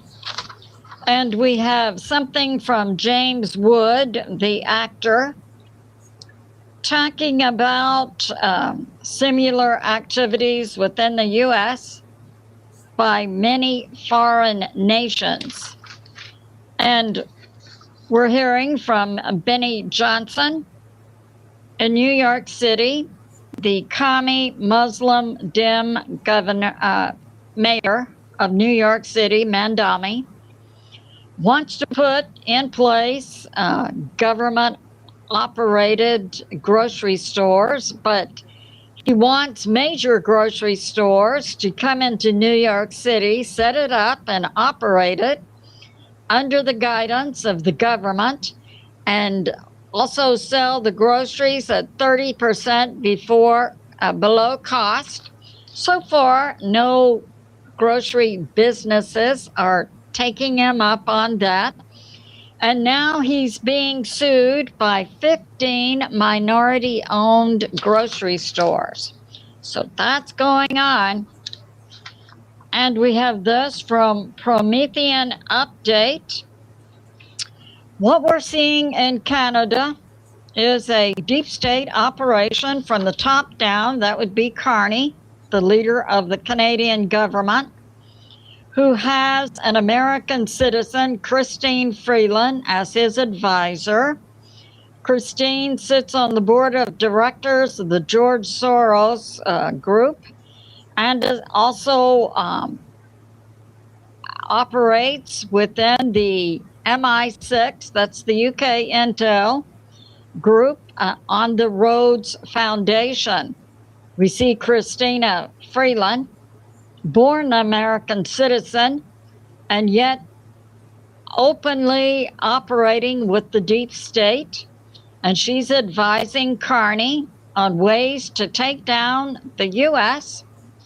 And it's coming out publicly that Carney, a leader of a foreign nation, had meetings with Obama and other Democrats to talk about ways to influence the upcoming U.S. midterms. So that's going on.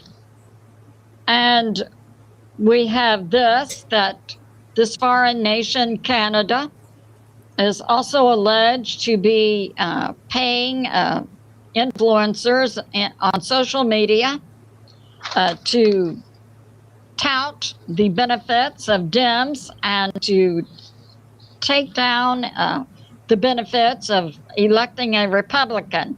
We see a foreign nation, Canada, actively and openly engaging in attempts to influence an election within the U.S. We have this from Enforcer. So we have that. We heard yesterday about the totally out of the blue visit by U.S. CIA Director John Ratcliffe to Moscow. So far, it appears that the U.S. Government has been successful in tapping down on leaks because so far there are no leaks about what was talked about between CIA Director Ratcliffe and the Russian intel leader he met with. Speculation is that the U.S. Went to Russia with this out-of-the-blue trip using a C-17, taking off from Latvia to Moscow. The C-17 transported Director Ratcliffe and also U.S. motorcade vehicles, 3 of them, that the American representatives rode in their trip to the Kremlin. This one organ raises cholesterol, but most doctors never make the connection. Here's what's actually happening. Where Ratcliffe met with the head of Russian intel. Now, my perspective is, many are speculating, they talked about Iran, they talked about Ukraine. I believe that could be possible, but we're talking about a situation where the head of the U.S. intel organization flies to Russia, doesn't talk with anyone in Russia. I submit there's some type of very hot intel that the U.S. wanted to share with Russia or talk to Russia about. So far, we don't know any details. So that's going on. And we have this. We continue to see Ukraine hitting civilian targets in Russia, allegedly to take down the Russian economy, but analysts believe that these hits by Ukraine on civilian targets in Russia are simply galvanizing the Russian people against Ukraine, and the Russian people are now pushing the Russian government and military to absolutely destroy Ukraine. So that's going on. And we have this. We have from U.S. intel. Today, we see the King of England being moved to a more secure location, as well as the leader of the UK government, Burnham. And we do not know why. So that's going on. And we do know that Russia recently returned to the UK within the past 24 hours many coffins of UK citizens, military, and government who were killed in Ukraine. We have this from U.S. intel. So we're hearing today that 3 Secret Service agents were detained and are being interrogated, we hear, and placed on administrative leave. And they've also been updated in the access to the White House as do not admit. And this includes the Secret Service spokesperson Anthony Gallini.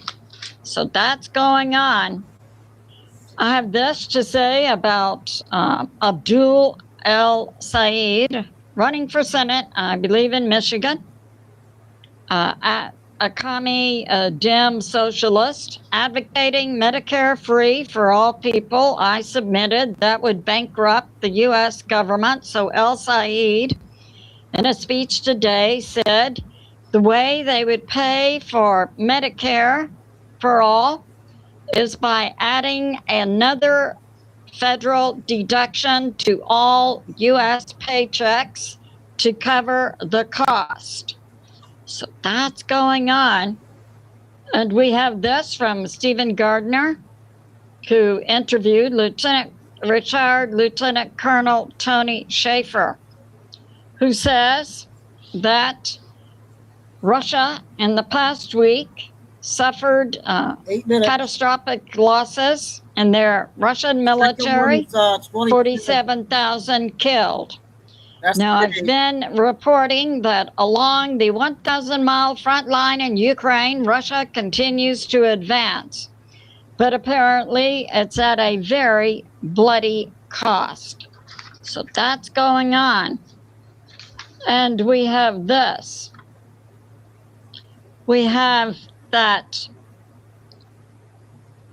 we're hearing from Dialogue Works in a recent interview with Larry Johnson, former CIA, that recently Russia and Iran signed an energy deal, and that is Russia, this would, with ships across the Caspian Sea to Iran, and then from St. Petersburg, and then down to a land location on the south coast of Iran, Chabahar, run pipelines for Russia to possibly buy Iran oil, or Russia to supply other locations with Russian oil. So that's going on.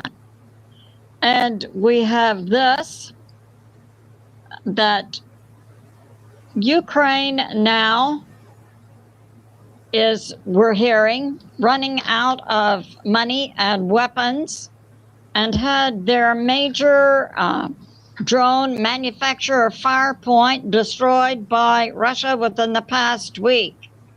Some sources are saying that Ukraine will be totally out of money and weapons by December. So that's going on. And we have this. We have that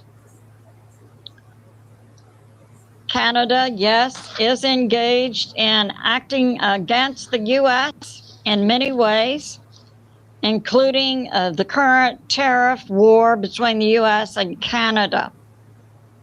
We have this from Dialogue Works, a recent interview with Scott Ritter, that it appears that the destruction of Ukraine's primary drone manufacturer, Firepoint, has dramatically taken down Ukraine's ability to obtain drones. So that's going on. And we have this, that Fedorov, formerly a Minister of Defense and the Ukraine government, fired by Zelensky, that Fedorov was deeply involved in Firepoint, and it went in 2022 from a several $million company up to a billion-dollar company, and that Fedorov, while he was director of defense, in the Ukraine government, directed all of Ukraine's military budget, $21 billion, to Firepoint. So we see Fedorov, it appears, maybe engaging in sabotage inside Ukraine, or Fedorov was receiving significant kickbacks from Firepoint. And we're hearing Firepoint produced the drones at $5,000 each, but sold them to the Ukraine military at $55,000 each. But this move by Fedorov to redirect the entire military budget of Ukraine to accompany Firepoint certainly raises a lot of red flags. And we have this. We're seeing now in Europe the German economy on the brink. We know in the past 6 months, Volkswagen and Porsche have gone away. We're seeing France, Macron to leave soon and to be replaced by Marie Le Pen, who is staunchly against NATO. So that's going on. It's unlikely under Le Pen that we will see French troops inside Ukraine. So that's going on. And we're hearing from Danny Hopeg, recently interviewed Larry Johnson, talking about Russia moves now to take Ukraine down, and it's believed is planning a massive mobilization of both Russia, the Russian people and troops, as well as recruiting an additional 50,000 North Korean troops to then massively hit Ukraine along the front line with hundreds of thousands of troops. So that's going on. And with Ukraine out of money in their military budget, redirected by Fedorov, we'll have to wait and see how Ukraine can even operate. And we know President Trump has cut money and weapons to Ukraine. So that's going on. And we have this from Military Summary today.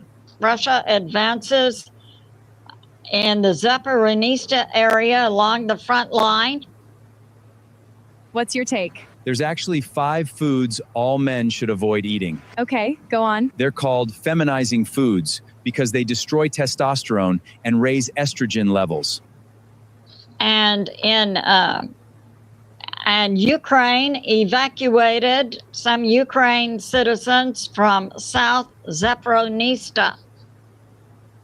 And we have this, that a meeting will be held next week between President Putin and President Prigozhin. The details of what will take place in this meeting between Russia and Iran is currently unknown.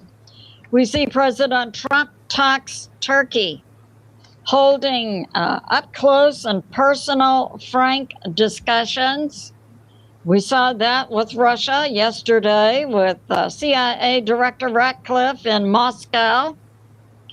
We've seen a public statement by the U.S. government from Secretary of the Treasury Scott Bessent, Operation Economic Outcast, leveled at Iran.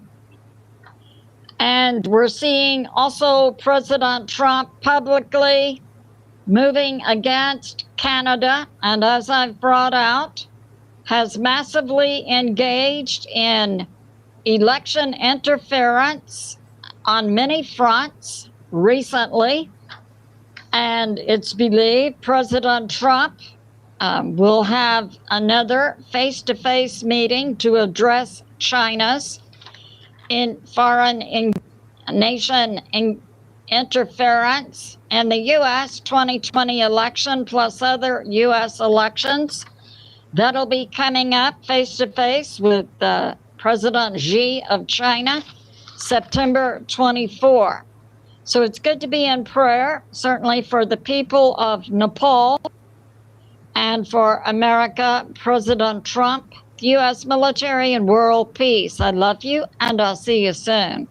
Okay, that was a good one from last night. Now we got today's one. Her first one for today is 22 minutes. And the last one will be Nick. I got 2 clips on Nick Shirley, so I might have to save the second one. I don't know. See what happens here.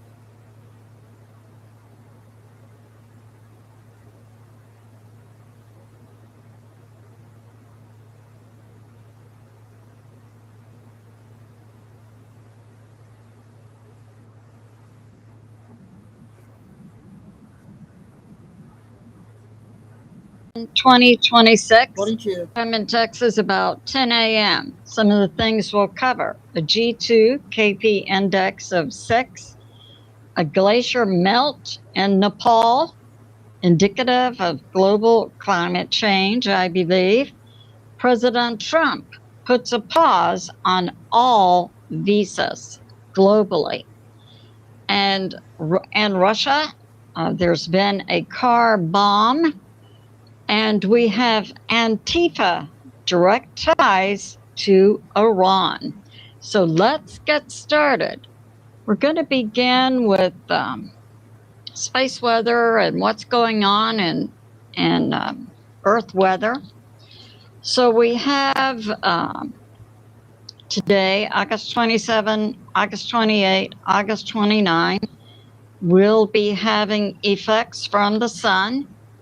A CME on August 28, plus a G1 today and a G1 or G2 tomorrow and the next day, based on solar wind coming in. This is going to give us a KP index of 6, which means we may see some auroras in Canada and top tier of the U.S. states north. We do have a disturbed area in the Atlantic, still hundreds or thousands of miles away from the U.S., but the National Hurricane Center today gives it a 90% development, 48 hours, 90% in 7 days, to make up into a tropical depression. It continues to move toward the U.S., so we'll have to keep an eye on that. And we have this. What's going on in Nepal is indicative of major climate changes all over the earth. So we're seeing what's going on the earth. We have the earth with our core. Skylab did a good job recently of explaining the impact from the sun. We do know for decades we've had a decreasing electromagnetic shield around the earth. We know we have like different areas have come down almost to the earth with radiation from the sun.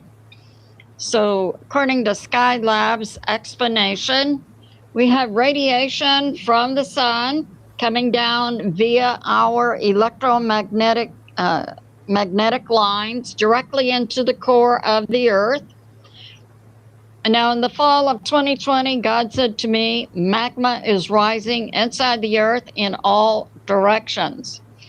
The decrease in our electromagnetic field has been going on for decades. I know I studied it in the 90s, and it was going on then. An important distinction now, we're hearing that the EM is down about 30%, and this is based on RTO measurements, not direct measurements of the magnetic. The coal is broken down and reformed into large volumes of commercial liquids like naphtha. The magnetic point on our Earth that is now moving from Canada to Siberia. And we know now that this movement by our North Pole from Canada to Siberia has occurred in the past, and that eventually the North Pole will then move from Siberia back to Canada over a long period of time. But this, the magnetic lines then are bringing in an increase in radiation from the sun due to our electromagnetic shield being down. And then this extra radiation to the core is coming out on the surface in earthquakes and global heating and volcanoes. What we're seeing in Nepal is an example of catastrophic earth events, which I believe will become more frequent. So what happened in Nepal, and we have China, Tibet. We know that China took over Tibet and then Nepal. So there are mountains with glaciers on them, as we have in the US. And this heat from the earth then melted a glacier that then fell and caused an earthquake and also a landslide and flash flood. So that's going on. We have that it was about 2,000 feet of glacier fall that melted and fell off, causing a 5.2 earthquake. So it wasn't the earthquake that caused the glacier fall. It was heat from the earth rising now to the surface of the earth, melting the glacier that then fell, caused the earthquake, and there was a large ice melt, and this glacier that fell caused a mudslide and flash flood up to 33 feet high. And this came from a mountain and into a valley where the surface temperature was 112 degrees Fahrenheit. So we see heat increasing on the surface and also leading to glacier melts that then cause earthquakes and mudslides and flash floods. So we had about a 100-foot flash flood, and it's unknown how many people are without electricity or power or have passed. We are hearing a confirmed death toll of 390, with hundreds of others missing and injured. And now we have this from US Intel, another freak weather event, a rare tornado in France affecting the Pomas area, the Andy village, with 300 homes damaged, trees uprooted, cars turned over, 39 injured. So that's going on. And we currently have in that area 1,400 without power. But we will begin to see unusual weather events in unusual places. So that's going on. We have this from Breitbart. We had an activist judge. We know that President Trump had put a hold on visas to the U.S. for 75 countries. An activist judge last Friday said that President Trump couldn't do that. So on Tuesday, President Trump had the State Department put out memos to all U.S. embassies. Globally, all visas are put on pause. So that's going on. Allegedly, the State Department will the visas will be paused while the State Department conducts training. Who is eligible for visas?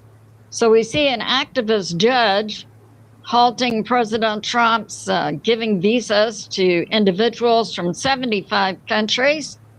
And now we see President Trump upping the activist judge by placing a pause on all countries. Way to go, President Trump. We have this from New York Prepper.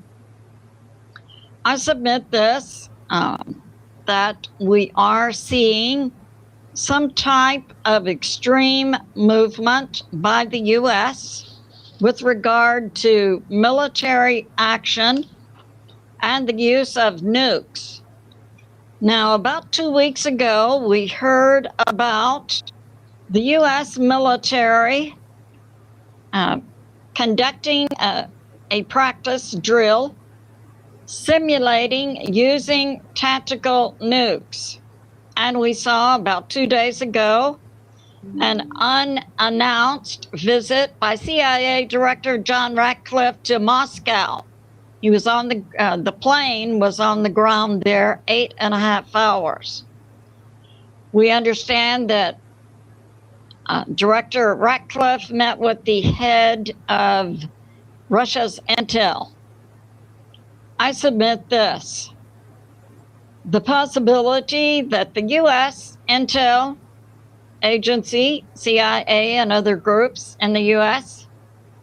have intel regarding the possible use of tactical nukes by Russia on Ukraine, and that the recent U.S. military drill we saw was done not to practice for the U.S. using tactical nukes, but for the U.S. military to have a better handle on what would be the effect of Russia using. We got 11 minutes. Then the last one will be 16 with Nick Shirley. Using tactical nukes. So that's going on.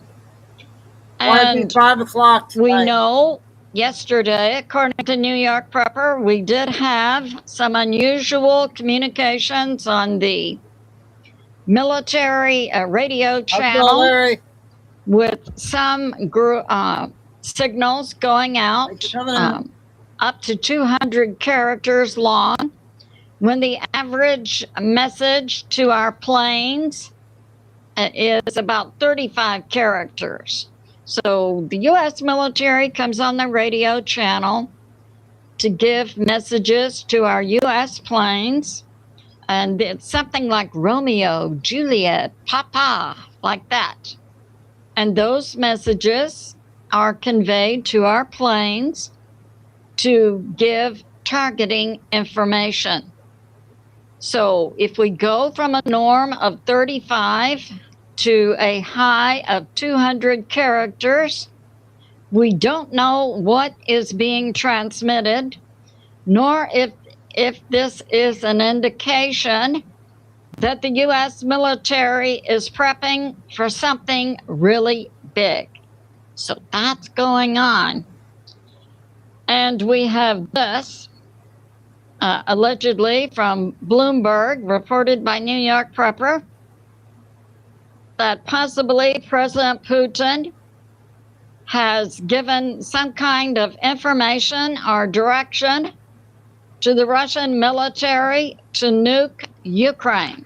And as I said, I believe a possibility of the U.S. military recent drill was not for the U.S. to use tactical nukes, but to see what would be the effect of Russia using tactical nukes.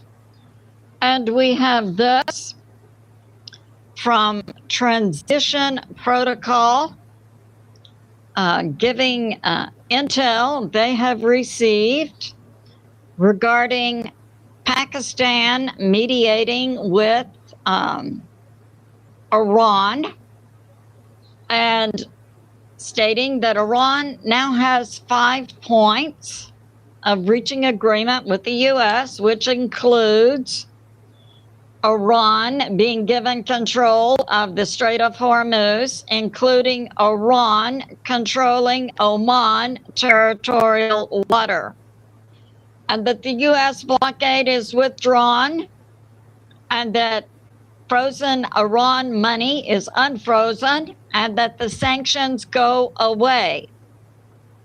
Allegedly, it's being put forth by certain sources that President Trump contacted General Munir of Pakistan, desperate for a deal with Iran.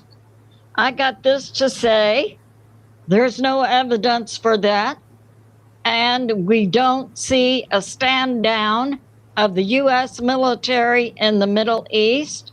We continue to see a buildup of the U.S. military in the Middle East. So that's going on. And we have this. And I will say this. Some sources are saying that the U.S. has agreed to these points being put forth by Iran.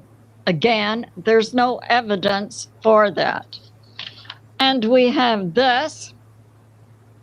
Iran and Oman. Allegedly, Oman has agreed to give control of its territorial waters to Iran. I also don't find that believable. So that's going on. And we have this, that China, from China Focus, talking about a move in the U.S. House by Anna Paulina Luna of Florida to bring about a bill that will force media platform creators to acknowledge if they are receiving money from foreign governments and other foreign sources. Way to go, Anna Paulina Luna. We definitely need that. And we have this from the Times of India. It's believed that Russia now plans the largest ever hit on Kiev, the capital of Ukraine. And we have this from U.S. Intel. So there's been a car bomb go off in Russia. It's believed to have hit and killed a Russian military officer, a lieutenant colonel, 53 years old, who has not been identified yet. His wife was with him in the car, and she's been critically injured. So that's going on. This happened near Magnet, near Russia, near a Magnet supermarket, Slovakia area, near Moscow. So that's going on. And no one has come forth to claim responsibility for the assassination of the Russian officer. We have this also from U.S. Intel. We saw CIA Director John Ratcliffe go to Moscow unannounced, and we have a response from U.S.-Russia spokesperson Peskov saying that President Putin was briefed, but he did not meet directly with CIA Director John Ratcliffe. And there are no future meetings planned for direct meetings between the U.S. and Russia. We have this from U.S. Intel. We have China has a law regarding anti-foreign sanctions. And with regard to the U.S. sanctions put out this week by Secretary of Treasury Scott Bessent, economic outcast, more severe sanctions against Iran and any countries or companies doing business with Iran. There was a Singapore company who declined some type of business transaction because he didn't want his company in Singapore to be sanctioned by the U.S. The Chinese government immediately placed charges against the owner of the Singapore company, stating that the Singapore company had violated Chinese law, and Chinese law is against any Chinese company or group responding to the U.S. sanctions in declining business, meaning China stands ready to fine any company in China who bows to the sanctions of the U.S. This particular company was fined 4.9 million yuan. So we see China fining any company that bows to the U.S. sanctions. And we have this from Dialogue Works, a recent interview with Pepe Escobar, alleging that President Trump asked for Iran to for Pakistan to contact Iran to get a deal for the U.S. And I state again, the U.S. military continues to build up in the Middle East, not stand down. And we have this from Joshua Phillip, Crossroads, that a U.S. State Department memo names an Italian computer hacking group, Avisa Infata, as being directly linked to Antifa and also Hamas and the IRGC. So we see Antifa being directly linked to Iran, the IRGC, via a computer group that processes donations to Antifa.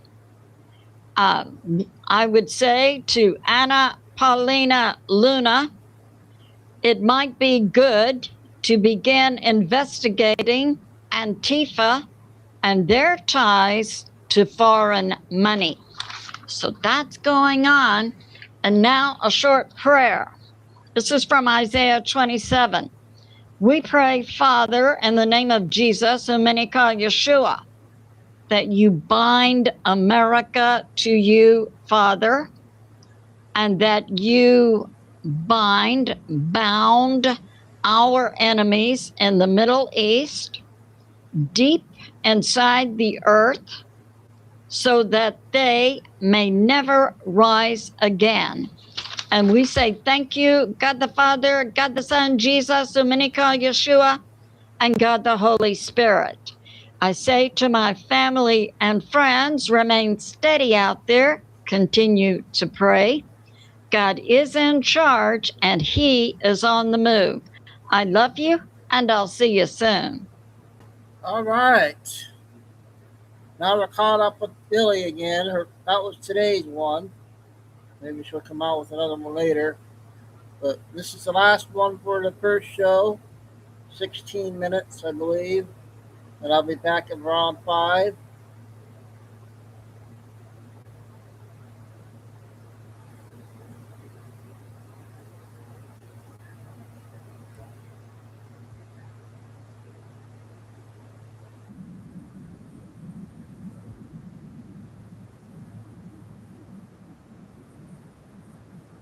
I would take a bullet for Nick Shirley. He's exposing a lot of fraud.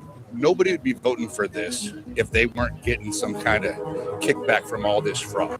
We have made it here to Sacramento to talk and rally about the Stop Nick Shirley Act, AB 2624. It's a bill that was created to protect fraudsters from being exposed, essentially. This bill is a complete violation of the First Amendment. If you read the fine text, it even says inside of the bill, if an immigration support service provider were to give me a demand letter, I would not be able to post the video. It's a complete violation of the First Amendment. And fun fact, This bill was created by the Attorney General's wife, Mia Bonta.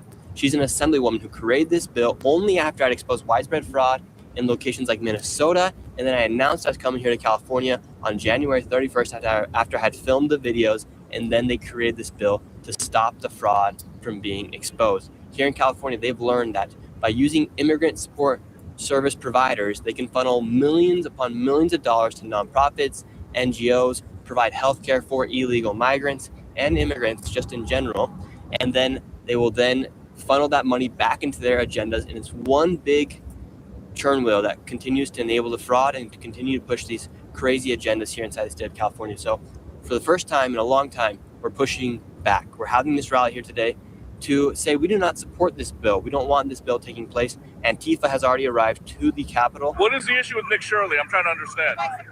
This is the first time in a long time that a lot of people in California have come together and said, hey, this is enough. Enough is enough. Another fun fact, Gavin Newsom in the Senate and the Assembly, they fast-tracked this bill to get signed like almost immediately after they heard we were having this rally. The Senate voted on it. The next day, the Assembly voted on it. And then Newsom did something he never does. He worked on a Saturday and signed this bill into law. And it takes effect October 1st of 2027, which is also weird. If they believed in this law, why don't they put it in immediately? But they put it out so that way people like us would forget. However, we're not forgetting. That's why we're here today. I'm going to be speaking at the rally. Therefore, we're going to bring on some new people you may have seen here on the channel before who are going to be doing some interviews outside of the rally so you guys can see what it's like and why people are showing up to this rally in support of stopping AB 2624. This is not the end. This is just the beginning. We're heading to the Capitol right now. If you want to support my work, one way to do it is we have these Califradia Republic hoodies and t-shirts available on my website at antifraudclub.com. Get one of those to help support the work we do and helps us stay independent and keep us funded. This is not cheap to do. So go in the link down below or in the pinned comment. And now we're going to show you guys what it's like here in Sacramento. We're taking it over. We arrived to the Sacramento Capitol not knowing what to expect, and the moment I jumped out of the car to head towards the rally, instantly my fans and supporters started coming up to me. And meanwhile, as my fans and supporters started coming up to me, Darren, Egan, and Booker T. Jones were outside monitoring what was going on with the crowd and specifically with Antifa as Antifa started to get a little wild. Today, we are here for freedom of speech. We believe in freedom of speech, the right to the press. The Stop Nick Shirley Act is an attack on freedom of speech. Hello, may I ask why you're here today? How are you today? We're doing an interview for the news. Would you like to do an interview today? No. It's important that people are allowed to say whatever they want. There's no freedom of speech. What do you think about the Stop Nick Shirley Act? It's illegal. Period. Why is it so important that we defend our freedom of speech? Well, because it was one of the founding principles of our country, and the people who are trying to take it away are the people creating the corruption, the fraud, the crime, and everything else. That's why they don't want us to be able to investigate. That's the sole reason, because they're covering their own you-know-what. Why would they want to silence the people going after the corruption and fraud? Is it possible they themselves might be complicit in the scam? That's exactly right.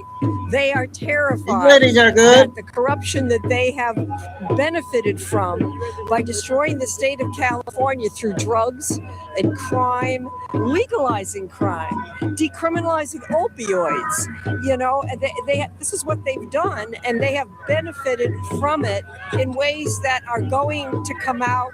Truth will triumph for sure. As I prepared to go meet the crowd and give my speech, Antifa only got crazier. Why are you waving a communist flag?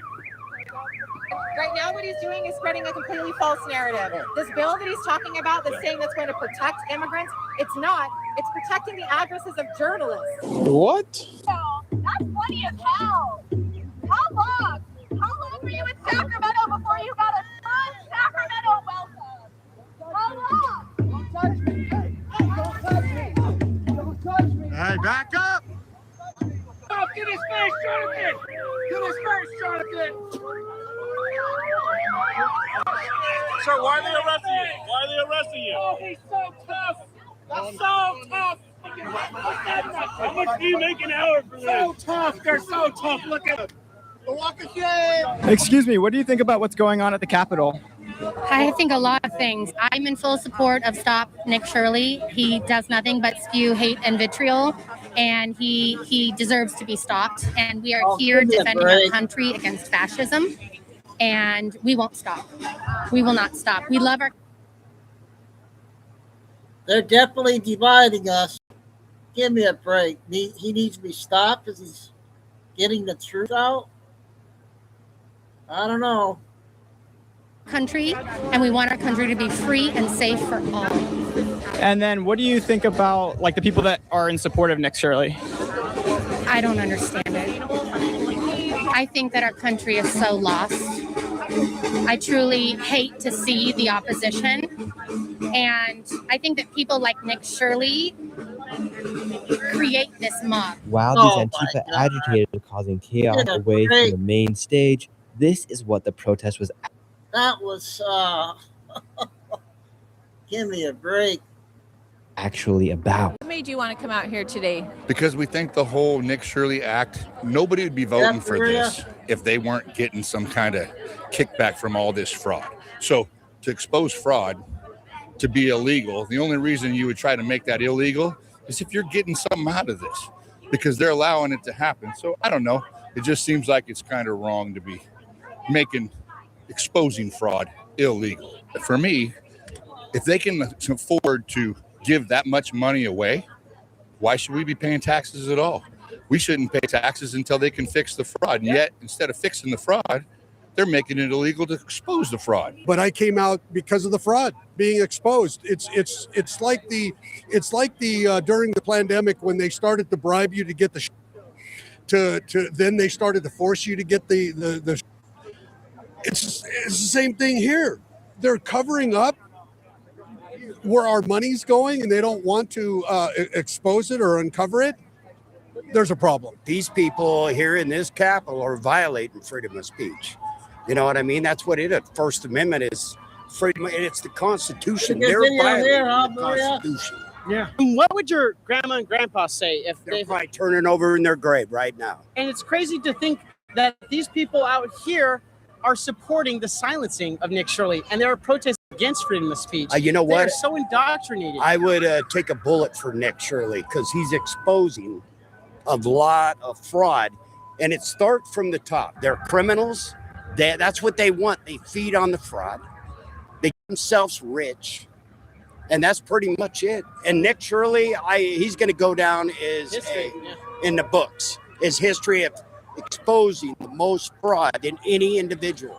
Thank you so much. Es Fidel Castro 2.0. It was now my time to give my speech and tell people why this bill is so against the First Amendment.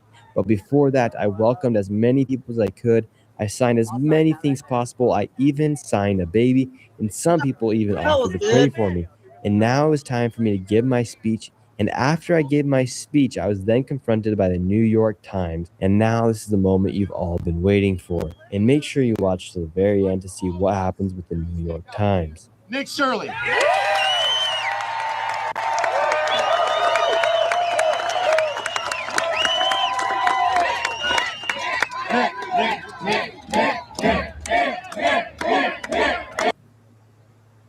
Well, what do you guys think? Would you vote for him for our president? You get 2 terms for president.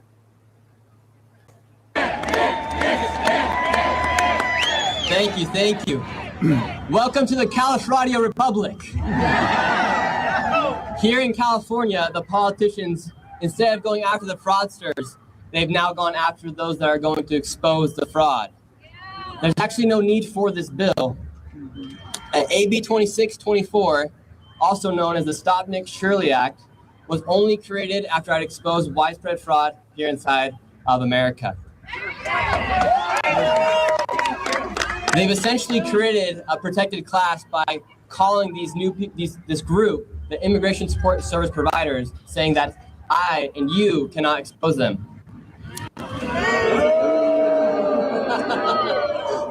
Politicians have learned that they can use immigrant communities and use nonprofits and NGOs and funnel millions upon millions of your tax dollars into these nonprofits, NGOs, and for so long nobody ever looked into it. Then I did, and look what they're doing now.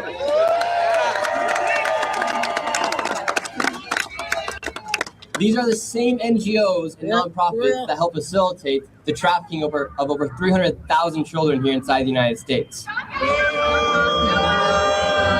Now they want to prohibit people from being able to go and film these locations to expose it. Save the kids! Save the kids! This new law, we got to think about who it was created by. It was created by Mia Bonta.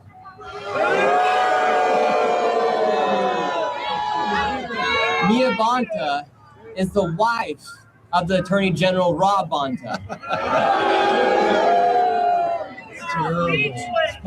While the Attorney General is supposed to go and prosecute the fraudsters, his wife is actively creating bills to stop the fraudsters from being exposed. The co-sponsor of this bill was Turla. Turla has received over $80 million of your tax dollars to help facilitate the illegal immigration here inside of California. None of our money should be going towards illegal migrants, nor should be going towards these nonprofits that are funded by your tax dollars. Then this bill was fast-tracked. They heard we were having this rally. So last week they brought it forth towards the Senate. Not a single Democrat voted against it. All the Republicans did. And then they fast-tracked it to the Assembly. Same thing happened. And then we did something that's never happened. We made Gavin Newsom work on a Saturday. And he signed the bill into law. Unfortunately for him, he just started this battle that we're bringing upon him.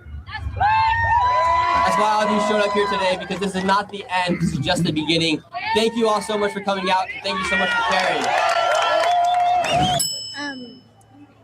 So I was just, the people who are supporting this bill, like they say that has nothing to do with you, they introduced it long before you had come to California, that it's really not about your work here. Not true. Why do you say it's not true? Because I announced on January 31st I was coming to California. I had already filmed the videos. The word had already gotten out that I filmed inside these immigration support service providers. And then they created the bill before I published the video. Well, they say that it has to do with work, like experiences that immigration service providers have been having for quite a long time, including last year, like that they were not aware of your work when they felt that there was a need for this bill. It's a lie, quite frankly. And there's already laws out for people that are being doxxed and for people that are being threatened. There's no need for this bill. They're making a protected class by specifically saying immigration support service providers, and they say included but not limited to, and they list a whole bunch. But what does that exactly mean? It's so broad that quite literally anything underneath them could be an immigration support service provider. There's 10 million immigrants here inside the state of California. So my understanding is that the bill actually adds immigration services to existing categories of people who already had this same safe-at-home protection. Yeah, so they're putting them inside of this new program, yet they don't actually, they're making a new protected class for people that work inside immigration support service programs. There's already laws for people that are being doxxed and threatened. That safe-at-home program is for people who are trying to escape their predators that are attacking them. And so what is it that you feel that you've done that would be prohibited by this law? Have you read the bill? Yeah, it does say that it only applies, someone has to apply for this protection. It's not like they automatically get it. They have to show that they're being threatened, that they have a law enforcement in approval. And then so imagine a fraudster who knows he's committing fraud. He's like, oh, well, now underneath this bill, if I'm committing fraud, I'm just going to go enroll into this program. And therefore, when someone comes up to expose my fraud, I can just give them a written paper, a written demand, and they can't publish the video according to the law. And you think they could easily just fake that they're being facing a threat? The harassment, it says harassment on that bill. It says unwelcome visitation, unwelcome visits. Unreasonable fear. Okay. If I go expose a fraudster, are they going to be fearful? Well, of course. Okay. And then what about the part of the bill that says it's only unlawful to post the information if you're doing so to incite violence or make a threat? If you're just posting it for information to inform the public, that wouldn't be a violation, would it? Who's to say that? Who's to say that if I expose it and then I expose it to somebody else, and then a third party comes in and incites violence or harassment. What does that mean? That means that they could literally hire somebody to go commit the crime and say that third party was because of Nick Shirley. Then Nick Shirley is responsible for that crime. And then we're going to give Nick Shirley a $4,000 fine.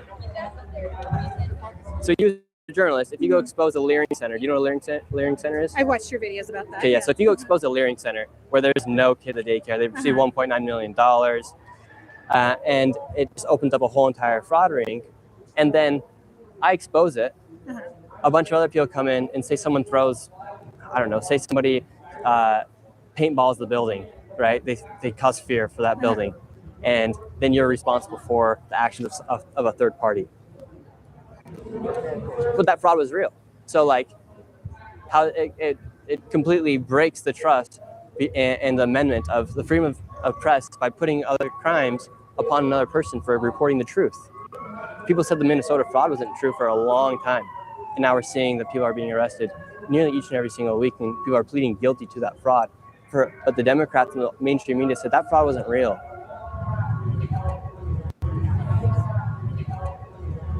So we just had New York Times come up, interview me. They literally couldn't finish the interview because I told her why this bill is a violation of the First Amendment, and she was literally left speechless.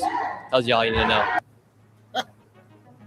Wow, that was a good one there again from Nick.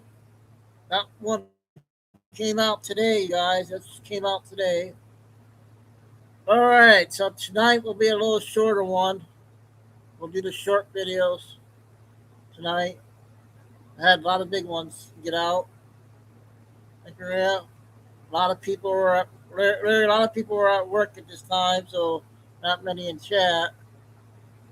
But hopefully tonight's show, everybody will be in.